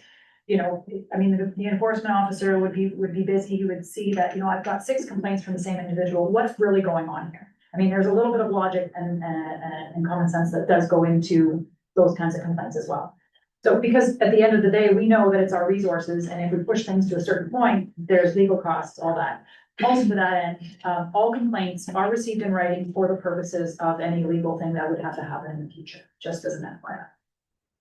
Okay, thank you for that. Councillor Miltenberg and then Councillor Snowden. Yeah, so this is the beauty of council again. I'm changing my mind again. Isn't that great? Mark, you're correct. Because I've been on here long enough. This has come forward so many times and we're like, oh, well, let's not open that can of worms. And I think, Anita, you're correct. We've moved forward. Let's see what we have now. I think a great resistance to, property standards is exactly what Florence said. If we, and I'm talking about farmers, have the same property standards as settlement areas, that would be a real problem, right? So maybe instead of saying, we're not gonna have the same property standards as the settlement area, because I should be able to have, whatever, a brush pile or my manure fit, sitting there. Maybe it's exactly what Florence said. This is a property standards with normal farm practices, whatever they are, and then be researched to other people. I also would like to clarify, because Anita, you were talking about AG1, and I'm far more concerned with AG3 and 4 than I am with AG1. And I think that there often also may need to be some differentiating between AG4, which in the beginning was just the little farmer who, had some things, and now it's farm businesses, and it's going that way with the county, because I went to a presentation a couple of years ago where they want to have farm gate, farm value added, so maybe those standards are different. I know that when I went to that ag forum in the Leamington, Kingsville area, and all these greenhouses which are like 100 acres and have trucks going all the time, they're farm standards, and they don't have to talk about dust or lights or traffic or noise. And we don't want that here. I don't think we have that here, but I think exactly what Florence was talking about. But I would like to make sure there's a differentiation between settlement areas, AG3 and 4, AG1, and that would be based on what is normal practices in those areas. But certainly what's allowed in Dungannon should not be forbidden. I should be able to have a chicken on my farm, you know what I mean? Like, if there's common sense involved too, right? So those are hopefully the end of my comments, you're all thinking. Okay, thank you. Councillor Snowden, please. So what's your opinion on, if I were to make a notice of motion today that would request or direct staff to review the AG1, AG3 and 4, I guess, in an effort to align the property standards with exemptions to AG1 that would facilitate the typical farm practices that Councilor Miltenberg outlined, such as manure spreading, burning garbage, kind of thing, or whatever other action that typically a farmer would do on their AG1 property. And we put that in a notice of motion to be presented by staff at a future meeting. And I'm not giving a time limit on it. That we could have a further discussion and maybe flesh out a few more things on the zoning. Does that sound like something that could be doable? Clerk, please. I don't think we need a notice of motion for that. I think we just need direction to have a discuss, or to have a report prepared addressing the natural farm practices with the AG3 and AG4 and I will revisit this recording and get that clean. Just to clarify, burning garbage is not an exemption in the property standards bylaw, just to be very clear. That is something that is for everyone. So. Okay, but I guess the word I'm looking for is alignment, because as we talked about, equality and equitability for all the different zonings in the township. And exemptions that can apply to certain zonings that are zoning specific. So that you don't get somebody from an AG3 property that's doing things that they can't do because they're not on an AG1. If you understand. I do understand what you're saying. And I kind of dispute, I think it should be no notice of motion, because I think that will generate interest in the general population. Okay, so, Councilor Milford, please. I agree with everything that's been said except for the notice of motion, and the reason I'm saying that, Anita, is because if we were gonna talk about something that affected seasonal residents, we'd make darn sure we did it between May and September so that they could attend.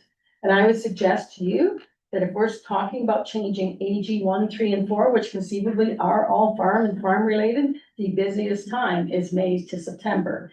And a notice of motion is, like, I don't think there's any particular hurry for this. I think it's on the thing, but I think if we're gonna talk about changing everything for every farmer here, that they should have it at a time when it suits them too. Clarification. Yes, I please. didn't put a time limit on it. Yeah, but I think as soon as you say it, if I'm trying to get my weed off going, what? Do I have to keep watching this? Sorry, Mr. Mayor, I didn't mean to. That's fine. Okay, so I think we've had a fulsome discussion on this. So how do we want to handle it? Would we like the staff report with more information coming forward to us at a future meeting for consideration or not? What's your sentiment? So I'm going to ask for show of hands for support of the staff report on this subject. 1, 2, 3, 4 opposed. Is there another question? Oh, I'm sorry. Is there another question? Yes, there can be. That was supported by council. However, if you have another question, please bring it forward. Who's in favor of a notice of motion? Clerk, please. So just. This council isn't in the habit of doing that. Our normal practices, we ask for staff report and then it comes to the future meeting. Generally speaking, it comes to the next meeting. Which I wouldn't. A notice of motion means you intend to consider a change. Yes. Right? Yes. But you're not suggesting that you haven't suggested the change. Right. So I would suggest that the notice of motion isn't appropriate because it isn't substantiated. Okay. Okay. Makes sense? Can you ask the question again? So Can we take the straw vote again? Okay. Because I thought there was gonna be another question. I thought there was gonna be 2 questions. Are we in support of the staff report? Are we in support of the notice of motion? I thought those were the 2 questions. Yeah, so the discussion for support of council will be to request a staff report on this subject at a future meeting. And I'll ask for show of hands again. Opposed? And that is supported by council. Okay, staff's good with that? Thank you. Thank you. Moving on to 9.2, the bylaw enforcement report is for information purposes. Do we have any questions or comments in this report? Seeing none, we have nothing under water, under drainage, the Smith Municipal Drain Improvement, and that is to accept the tender. And it would be to adopt the following motion and further that council give a third and final reading to the Smith Municipal Drain Improvement in section 18 as a bylaw. Do we have a mover and a seconder for the acceptance of the tender? And that is moved by Councillor Miltenberg and Blake. Are there any questions on this? And that is that Ashfield-Colborne-Wawanosh Township Council accept the tender submitted by JLH Excavating Inc. in the amount of $19,917.50 plus HST for the Smith Municipal Drain Improvement, and that is considerably less than budgeted for. All in favor of this motion? And that is carried. Thank you. Further, on 11.2 is a tile drain loan application by Wade Lowry. And we have received an application for a tile drainage loan at concession 14 West Division, south part of lot 15 in the amount of $50,000.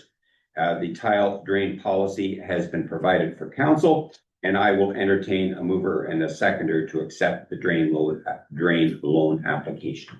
Councillor Blake and Forrester, that Ashfield-Colborne-Wawanosh Township Council hereby accepts the tile drain loan application submitted by Wade Lowry for the property known as Concession 14 West Division, South Part Block 15, Ashfield, in the total amount of $50,000, and further that this is subject to the availability of funds at the time of application to the Ministry of Agriculture and Rural Affairs. All in favor of this motion? And that is carried. Thank you. Under Public Works, we have the Public Works Activity Report from Tom and with your staff. Is there any questions or comments on this? This is for information purposes, and I will go first to Councillor Hickey. Just before we get into that, Mr. Mayor, for procedure wise, do we need to extend? We will. Yeah. Did you have a question on this? No, that's it. Okay. Any other questions for Tom? And I will go to Councillor Miltenberg, please. Wasn't a question. I just really like the pictures in your reports, Tom. So thank you.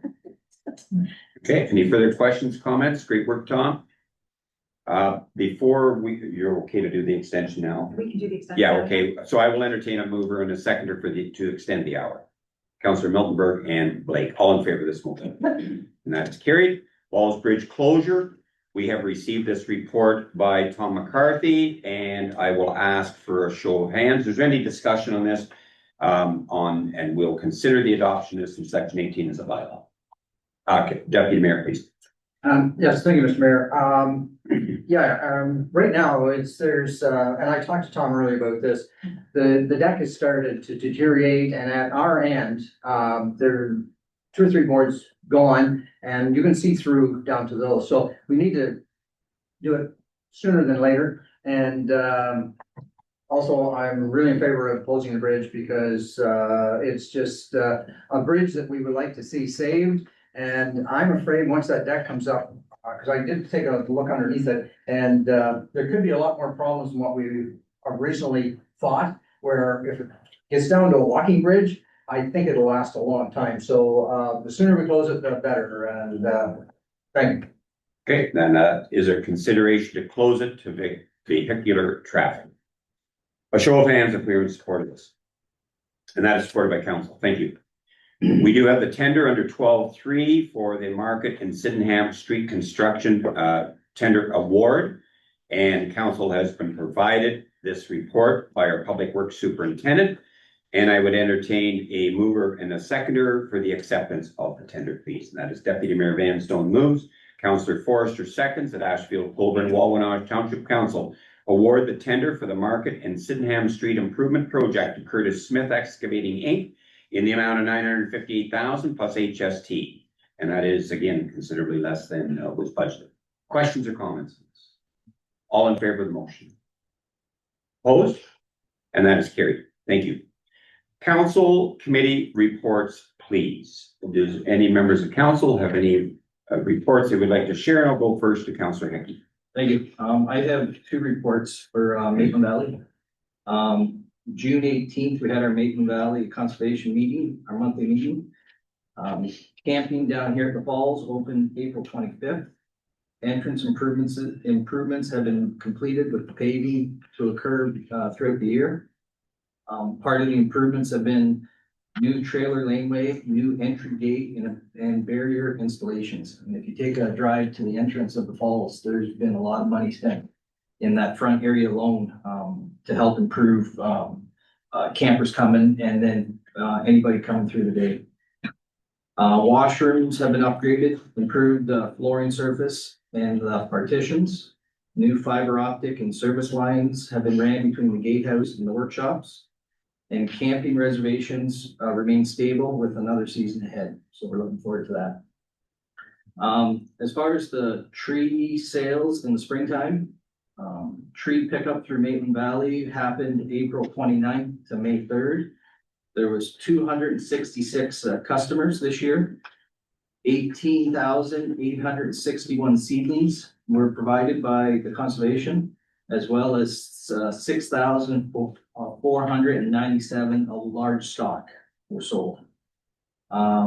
And then a program through Maitland Valley for tree planting services. There was 18 projects put on by Maitland Valley. Of those trees sold, 1,870 were seedlings and 600 were large stock planted and being observed in their growth through the Maitland Valley. Then another event I attended for Maitland Valley along our mayor. Please continue. Okay, along with our mayor, was on July the 3rd in Goderich. It was the launch of the Southern Lake Huron Coastal Adaptation Strategy Project.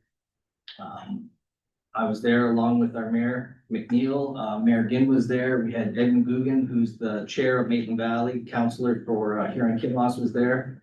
Conservation Ontario, Township of ACW, Central Huron and Goderich, Natural Resources Canada, and Canada a Water Agency are all involved with this project. There's 3 initiatives being put on in this project. The one, or 2 of them through Patrick at MBCA is the transformative policy and managed relocation. And that's looking at properties on the bank. And I forget the number, Mayor McNeil might remember the number, the value of the properties that are along the shoreline that are at risk of erosion. The cottages, the driveway, the roadways, all the infrastructure at the top of the banks that are at risk. It's a huge, huge number. And then there was a presentation from, I'm gonna slaughter his name, Pete Zuzik. And they're, it's supposed to be going on a year from now, the Goderich sediment bypass. So natural erosion happens when the lake hits the bank. And then naturally, the silt, the sand, and the stone disperse with the waves and how they settle. The sand over the years has gone from the north part of the shore down, and that's why we have Grand Bend, and that's why we have the dunes in Pine Ring, is the sand flow. Since the Port of Goderich has expanded over the years, since we've settled here, it's blocking that sand from going down further down the shoreline. So now what they're gonna do is they're going to remove the sand, and in the past, they've actually removed the sand from the port area and they've taken it out to the lake and dumped it in a deep spot of the lake just to keep it out, to keep the port open. Now with this project, they plan on trucking it down from the port area. And then if you can picture the cove, at the end of the cove is the dog park, and they're gonna put up a roadway there for maintenance purposes and truck the sand down and dump it on the south side of the cove. And then they're gonna put up a partition wall. So over time, that sand will flow down the coast like it should. It's not just gonna run down right away because they're gonna put a wall, I forget the name of the wall exactly. It's a stone wall, it's a natural wall. We're not talking a 10-foot cement wall, it's a rock wall that's gonna be below water level for high tide. But that's a project that's being put on, and it involves ACW, Huron-Kinloss, Central Huron-Goderich in that sand relocation. Thank you. Perfect, thank you for that. And you had a question, Councillor Yeah, Milford? sorry, that's fascinating, that's a really good idea. To go back to, is it Maitland Valley, the report, you gave reports, 2 different reports about the number of trees. So you differentiated and you said, well, in a project run by, like, there is a 1 million tree program that's going on. Is that either one part of that, or is that in addition? Or? No, like this is just through the Maitland Valley program that gets put on that we get involved with for our constituents also. So why did you differentiate the 2 numbers, just out of curiosity? The one is the sales, so that's like involves our township and whoever buys the trees. But then Maitland Valley will also do tree planting services on your property. So if you ask them to come in to put up a buffer or erosion or help, I guess, for a property owner, those trees were through those projects. 18 projects. 18 property owners have reached out to the. Yeah, we were one of them a couple of years ago. I wondered if that was part of the provincial money blocks. I think we only paid 5%. Yeah, it's all, and then they come back and monitor the progress and whatever else. Okay, thank you. Yeah, okay. Thank you for that. Any other committee reports? Councillor Snowden, please. I met with my co-chair in Community Safety and Wellbeing, Mark Anderson from Central Huron, as well as the 2 municipal employees from South Huron and from Goderich that we worked together with forming the agenda and action items on community safety and wellbeing. So tomorrow we have a really important meeting that we have secured Minister Lisa Thompson to come to our meeting tomorrow. And I bring this up today because our meeting last, a couple weeks ago, was about strategy on presenting to Minister Thompson the importance of funding community and safety and well-being, which is something that we are really hopeful will be highlighted at AMO in August. So I bring that forward today because I'll bring forward the committee report from Lisa Thompson, but it'll probably be after AMO, I think, or maybe just before. But what we'll be doing is presenting to her an appeal to the Minister of Finance that we have community safety and well-being supported financially through the province. As you know, it was formed in 2019, just prior to COVID, and it was mandated by the Ford government. However, there's been no funding for it, and it has been completely 100% supported through the 9 lower tier municipalities. So I bring that forward with the hopes that council members that will be going to AMO will be aware of that and aware of the delegation that's supposed to happen there. Thank you for that. Councilor Milford, please. So, Anita, if I'm going to AMO, so if you get that report, just send it to me personally if you can, or how would that work if you want us to support it? I think the municipal working group has the report information that you might be looking for. So to clarify, how do you want us to support that? I'll let Florence. So, at a meeting of council in the spring, I can't remember when, it was talked about how the county of Oxford is putting together a delegation request for AMO. We jumped on board with that delegation request. As per usual, we don't hear back from the ministries until a few days before AMO actually happens. However, there is a brief that's being developed and a report that's going along with that. And the lead is the county of Oxford who's taking that lead. So, however, yourself and Mayor McNeil are included on that delegation. So once we have the details on that, then I will share them with you. Great. Thank you. Any additional reports? Councilor Miltenberg, please. Yeah, I had 3 meetings. 2 of them have minutes on here, the St. Helens Hall Board and the Petrie Park. So if there's questions about those minutes, I'll talk about them then. We also had a short-term rental committee meeting, which minutes are not on here. We meet monthly, and I will have to say that the civilians working on there are really doing a lot of work. It is admirable. That is a great, hardworking committee. And after an hour and a half, I'm like, okay, we need to stop. Let's do it, because they're doing a lot of work, and it's going really, well, I would say. I feel like we're gonna have something to come to council perhaps after the next meeting or something. We were talking timelines, and maybe Florence can help me with that. I can't remember exactly what we said. A draft, a first draft of all of the information that we work through will be provided to the committee on July 29th. So depending on the outcome of that, there may be a draft that comes to council in August. No guarantee. Right. Okay. Okay, That's all. good with that. Anything additional? No. I have attended a few events, and one was a check presentation at McKay Center in Dungannon. That was, it's a great initiative for the seniors in the area and the youth. There's also programs for the youth and through the summer. And it was very much appreciated by the seniors in through the McKay Center in Goderich for Dungannon and ACW of our support and compensation financially for that. So I attended that. Also, I attended a Southwestern Ontario Isotope Coalition annual meeting in Tiverton, probably 25th of June. And ACW was presented with this certificate recognizing our contribution and support for the Isotope Coalition. And as everyone realizes, isotope production is so important as far as sterilization of medical equipment and also for the treatment of different types of cancer. And we are so fortunate to have Bruce Power in the vicinity as a major producer of isotopes to help others, and especially with their health. And it was very much appreciating ACW's support of that. As was commented by Councillor Hickey, I did attend the Lake Huron Coastal Adaptation Plan with you a week ago.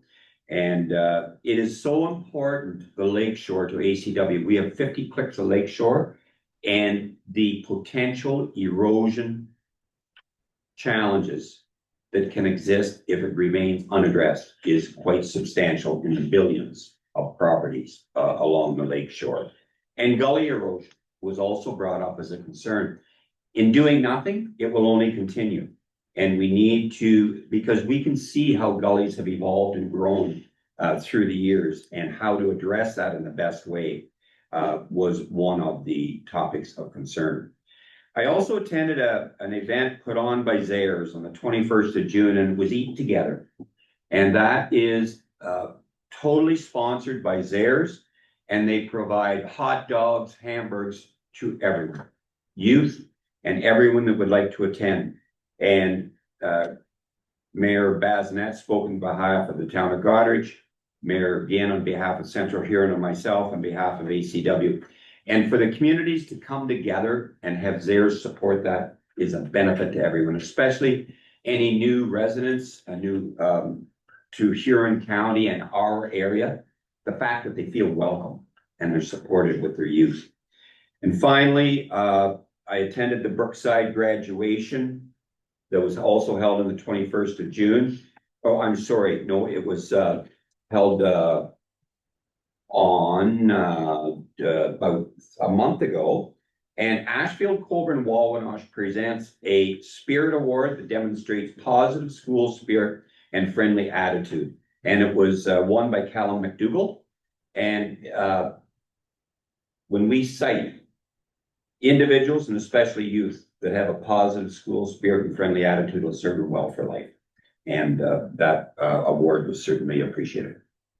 So those are some of the events that I attended. Any questions or comments on that? And seeing none, we'll move on. Is there anything under new business that anyone would like to bring up at this time? And I will go to Councillor Snowden, please. Thank you.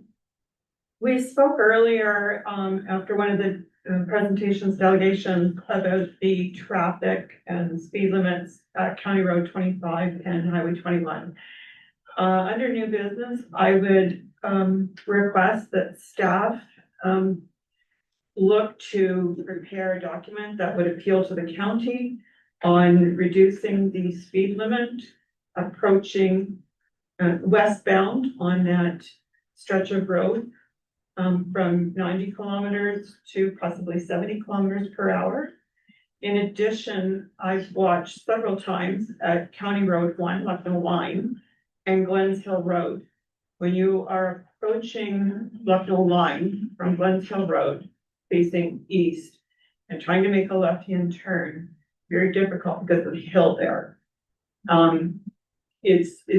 It's almost impossible to see a car that's coming at, or a vehicle coming at 90 kilometers an hour from the south if you are facing east on that intersection. So I would respectfully request staff to have a look at those intersections with the proposal of requesting the county to reduce the speed limits at those intersections. Okay, so that's a motion for a future meeting under new business. Do we have a seconder for that motion? Doesn't have to have a motion. I don't think. Would you like a motion or just show of hands? So I'll ask for show of hands if we're in support of this discussion at a future meeting.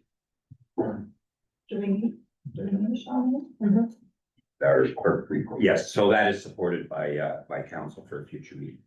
Is there anything else under new business that anyone would like to bring up? See none? I was, if I could just go back to committee reports, and I also attended the Community Living Annual Meeting on the 25th of June. And that again is an initiative that supports those that are less privileged than many of us. And Community Living do a great job in our community for those in that regard. Okay, under correspondence for direction, we have nothing. We do under information have a variety of correspondence. Is there anything that anyone would like to pull? And I would go first to Councillor Milton, please. Thank you. I think several of them are interesting. I'm only gonna speak to the first two, which are the committee reports that I went to. Just mentioning St. Helens, they raised 4,200 and they're buying 15 tables, which is all of their profits and a little bit more. But so they are having another barbecue, pork chop barbecue on September 13th. It says the tickets go on sale in July. I don't know exactly when in July, but it would be Barb Snowden that you would need to contact for those if you want those tickets. It was very successful last year. It was a pilot project, so they're gonna try slightly bigger, but it still does not have any tickets that say they're fish fry. So if you're interested, you should ask early. The Petrie Park Committee, just a little bit of a explanation about that. So historically, those two committees, Petrie Park and Padres, have worked together since we purchased the land over a decade ago. They're trying to separate. There were some things dropped. Padres was not aware that Petrie, whatever it was, this just clearly communicates the responsibilities of both, but ultimately it's Petrie Park job to make sure we have the information. But if Padres is having the event, they have to get the information to Petrie Park. It's really just house cleaning, but housekeeping. But yeah, I think we have a good understanding now of what's going on there. And those are my two reports there. Thank you for that. Anything else that anyone would like to pull? I will ask for consideration of 16.3. I did receive a letter that was circulated, and I received it as mayor, and I circulated it to all of council for this meeting. And that it was sent by Senator Rob Black concerning Canadian soil health. And the request is for a motion similar to what the Township of Amaranth in Dufferin County and Wellington North have sent. Senator Black has sent this for our consideration, and I would enter, would you like a motion or a show of hands if council were in support of this, clerk? I would suggest that a member of council needs that motion. I do have one drafted if you'd like for me to read it. If you would. If there is someone who would like to move it, I can reach out. Yeah, if you would read it and I'll ask for a mover and a seconder, would that be appropriate? Whereas the Standing Senate Committee on Agriculture and Forestry published a report in 2024 titled Critical Ground, Why Soil is Essential to Canada's Economic, Environmental, Human, and Social Health, the report that contained 25 recommendations in total for the federal government. And whereas the work that Senator Black has done to bring not only the importance of soil to the forefront for the federal government, but Canadian agriculture, in specific Ontario agriculture food security and how the Ontario agricultural industry contributes to the federal and provincial gross domestic product, is of critical significance to the Township of Ashfield-Colborne-Wawanosh and all of Huron County. Therefore, be it resolved that the Township of Ashfield-Colborne-Wawanosh fully supports all the recommendations included in the report. And further that the Township of Ashfield-Colborne-Wawanosh urge the Government of Canada and the Province of Ontario to implement all of the recommendations contained within the report and commit to recognizing a sense of urgency and act accordingly to protect and conserve soil as per recommendation 25. And further that this motion be circulated to the following parties: Rob Black, Senator; Ben Lobb, MP, Huron-Bruce; Senate Standing Committee on Agriculture and Forestry; all municipalities within the County of Huron, the Huron County Federation of Agriculture, and the Ontario Federation of Agriculture. So moved by Councillor Miltenberg. Do we have a seconder for that? Councillor Hickey. Further discussion? Councillor Snowden, please. I don't disagree with the motion. However, I think it is overkill to send this motion to the Government of Canada, specifically to the Senate and the Senate Standing Committee. I would much prefer to see this be directed to the Ministry of Agriculture and the municipalities within Huron County and the Huron County Federation of Agriculture and the Associated Federations of Agriculture. I think sending it through the federal means is not going to be as effective as sending it provincially and locally. So just I'm going to ask a question. This came from Senator Black as the initiative. Would you like to include those that you commented on in the circulation of this? I would include Senator Black that we will support provincially, and we affirm his recommendations. But I think sending it to the associated ministries within the Canadian government is going to be like a drop in the ocean. I don't know that it's going to raise the awareness as to the level that I think you want it raised federally. I think there's a greater chance of having the awareness raised locally and provincially, particularly because Minister of Rural Affairs is close by within our county. Right, okay, thank you for that. And this letter did come to us from a national perspective. Councillor Miltenberg, please. Well, I don't disagree with your comments that it's gonna be far more effective locally, municipally, provincially. Is there harm sending it nationally? It might not get, never doubt that one ordinary person can't change the world, right? Because if enough of them do it, then it does make an impact. I'm just wondering, would there be any harm to sending it there? It may not do any good, not saying it will, but if it doesn't do any harm, why wouldn't we try it? I guess my question. Okay, and I will cite that this letter was sent from Senator Black and citing Canada. So clerk, please. So if the mover is agreeable, we will add Omafra and Lisa Thompson, MPP, here on Bruce, is that? And Rob Scott, is he the Minister of Agriculture? I'll confirm that, but yes, Minister of Agriculture. Yeah, so the mover, okay with that? Yep. Seconder, okay. All right, any further discussion? All in favor of the motion? And that is carried. Thank you. Is there anything else that anyone would like to pull on this? And I will cite 16.5, the Huron County Distribution Center as far as the gala. Huron ACW has attended this, and many councillors have in the past. The event is happening again, and the question is on tickets. There is a table available at $850 or at individual tickets at $85. In the past, I think we have provided tickets from the municipality for anyone that would like to attend. And so I will look forward to any direction from council on this. Deputy Mayor, please. Yes, thank you, Mr. Mayor. And I looked at this last year. I would like to see us, if we're gonna spend $850, I would like to see us just give them $850 and any of this council that wants to go buy their own ticket. Because, like we're sponsoring a table, but it still costs money for that table, so they don't get the $850. And I was lucky enough to go through their central distribution center the other day, and I think we should just do that. Give them the $850 and any councillor who wants to go buys his own ticket or her. That's my opinion. Thank you. Okay, and usually we do not have 10 in attendance from the municipality, and so that's why we in the past it went with the tickets as far as supporting the cause, and they have an auction there, and there's different ways that those in attendance can support further the activities of the food bank distribution center. Councillor Miltenberg, please. Yeah, I agree with Bill's sentiment, but based on the fact that we're over budget, I can't say, let's give them money. Since we already said that this year.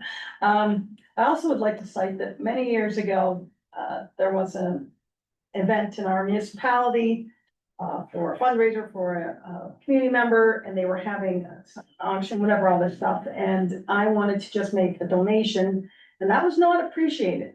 I was told quite roundly I should be at the event and spending the money for the things that had been donated. And I was like, well, I really just want to give the money. I don't want any of the stuff, which I did, but it gave me a different perspective of my mode of operandus, that's for sure. So, Bill, I would suggest that I would support buying the table this year because we have done it so many years in a row. It's kind of more or less expected, I would suggest, as part of their fundraising. I would also suggest that going forward, if you want that, then I would support that at budget time, that let's just say, here's money. But I don't think we can do such an abrupt turn, and I certainly couldn't support, giving up food bank $850 at the end of July. I just need to do that.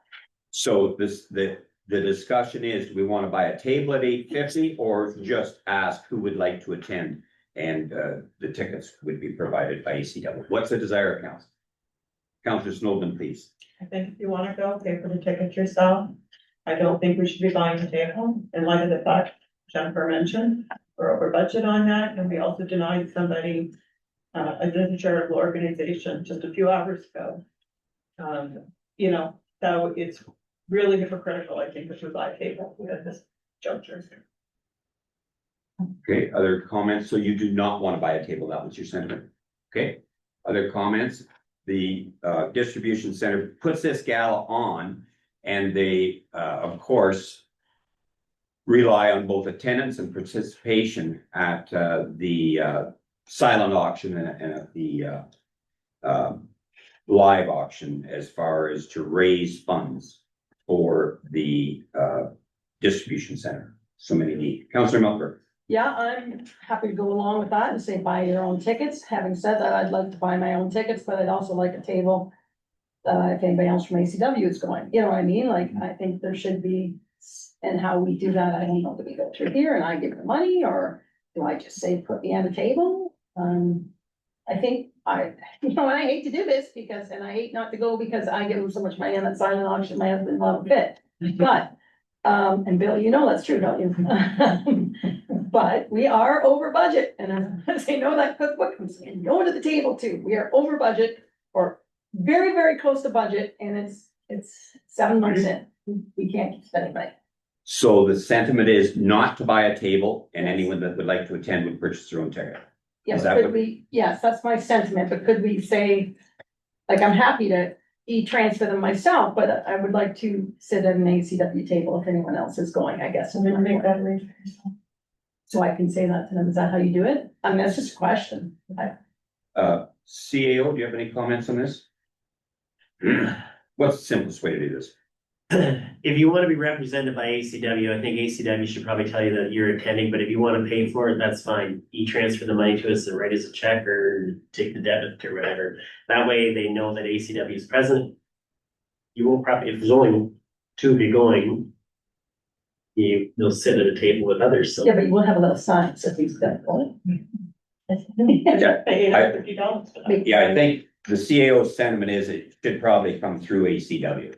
And so the question is, how's the process that council would like to do for us? Councillor Milford. I think that if we want to go, then we tell the CAO or the clerk sometime in the network for the deadline and arrange with them. Does that make sense?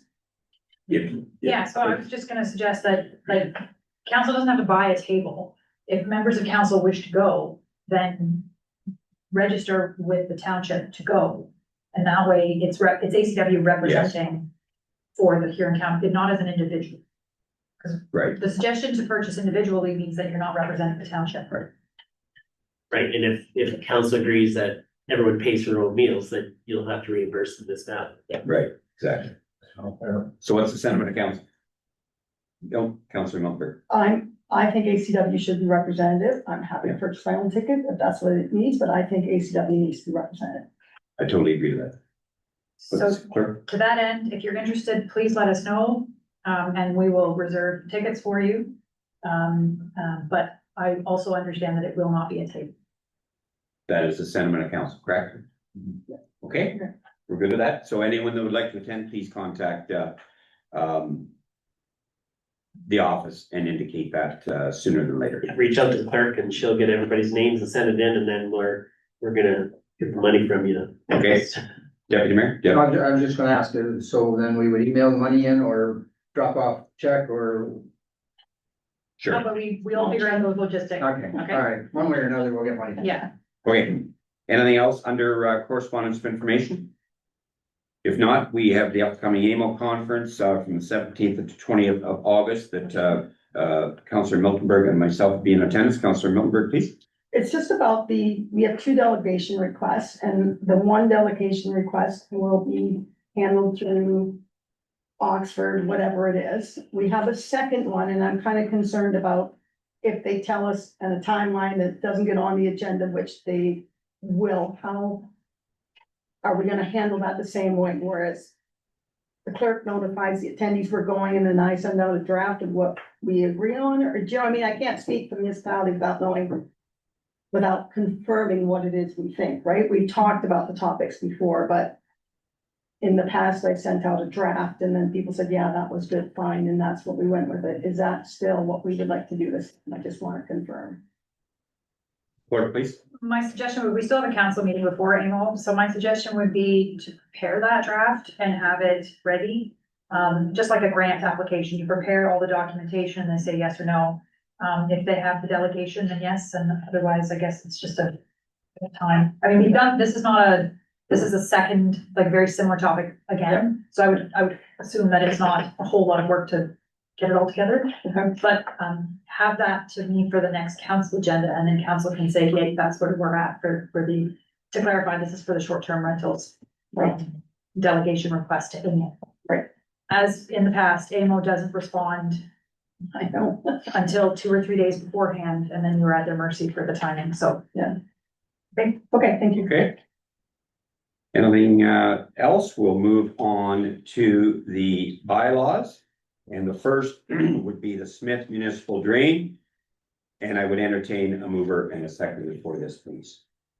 Councillor Forrester and Blake, the leave be given to introduce bylaw number 29, 2025. Being a bylaw to provide for the improvement to a municipal drain known as the Smith Municipal Drain in the Township of Ashfield-Colborne-Wawanosh, and then now be read a third time and finally pass this 15th day of July, 2025. All in favor of this motion? That is carried. I thank you. We will not deal with 18.2, correct? 18.3 is the Ballsbridge vehicle restriction, and I would entertain a mover and a second for this, please. And that is Councillor Miltenberg and Deputy Mayor Vanstone. The leave be given to introduce bylaw number 41-2025, being a bylaw to restrict vehicular traffic over Ballsbridge, a jointly owned bridge between the municipality of Central Huron and the Township of Ashfield-Colborne-Wawanosh, and then it now be read severally, a first, second, and third time, and finally passes 15th day of July, 2025. All in favor of this motion? And that is carried. The consolidated bylaw, I would entertain a mover and a seconder for this, please. Councillor Hickey moves, Councillor Miltenberg seconds, the leave be given to introduce bylaw number 42-2025, being a bylaw to set various fees for the Township of Ashfield-Colborne-Wawanosh, and then it now be read severally, a first, second, and third time, and finally pass this 15th day of July, 2025. All in favor of this motion? And that again, opposed? And that is carried. We do have a closed session today, and I would entertain a mover and a seconder to move into our closed session. And that is Councillor Miltenberg and Blake, that Ashfield-Colborne-Wawanosh Township Council move into a closed session in accordance with section 239 in brackets 2 and brackets B and brackets C of the Municipal Act, with the CAO clerk and Public Works Superintendent remaining in attendance at 12:34 p.m. for the purpose of discussing personal matters about an identifiable individual, including municipal employees, and a proposed or pending acquisition by the municipality. All in favor of this motion? And that is carried. We'll give our clerk a couple of minutes to secure the meeting, if you would, please. And thank you very much to all members of the public for your attendance today.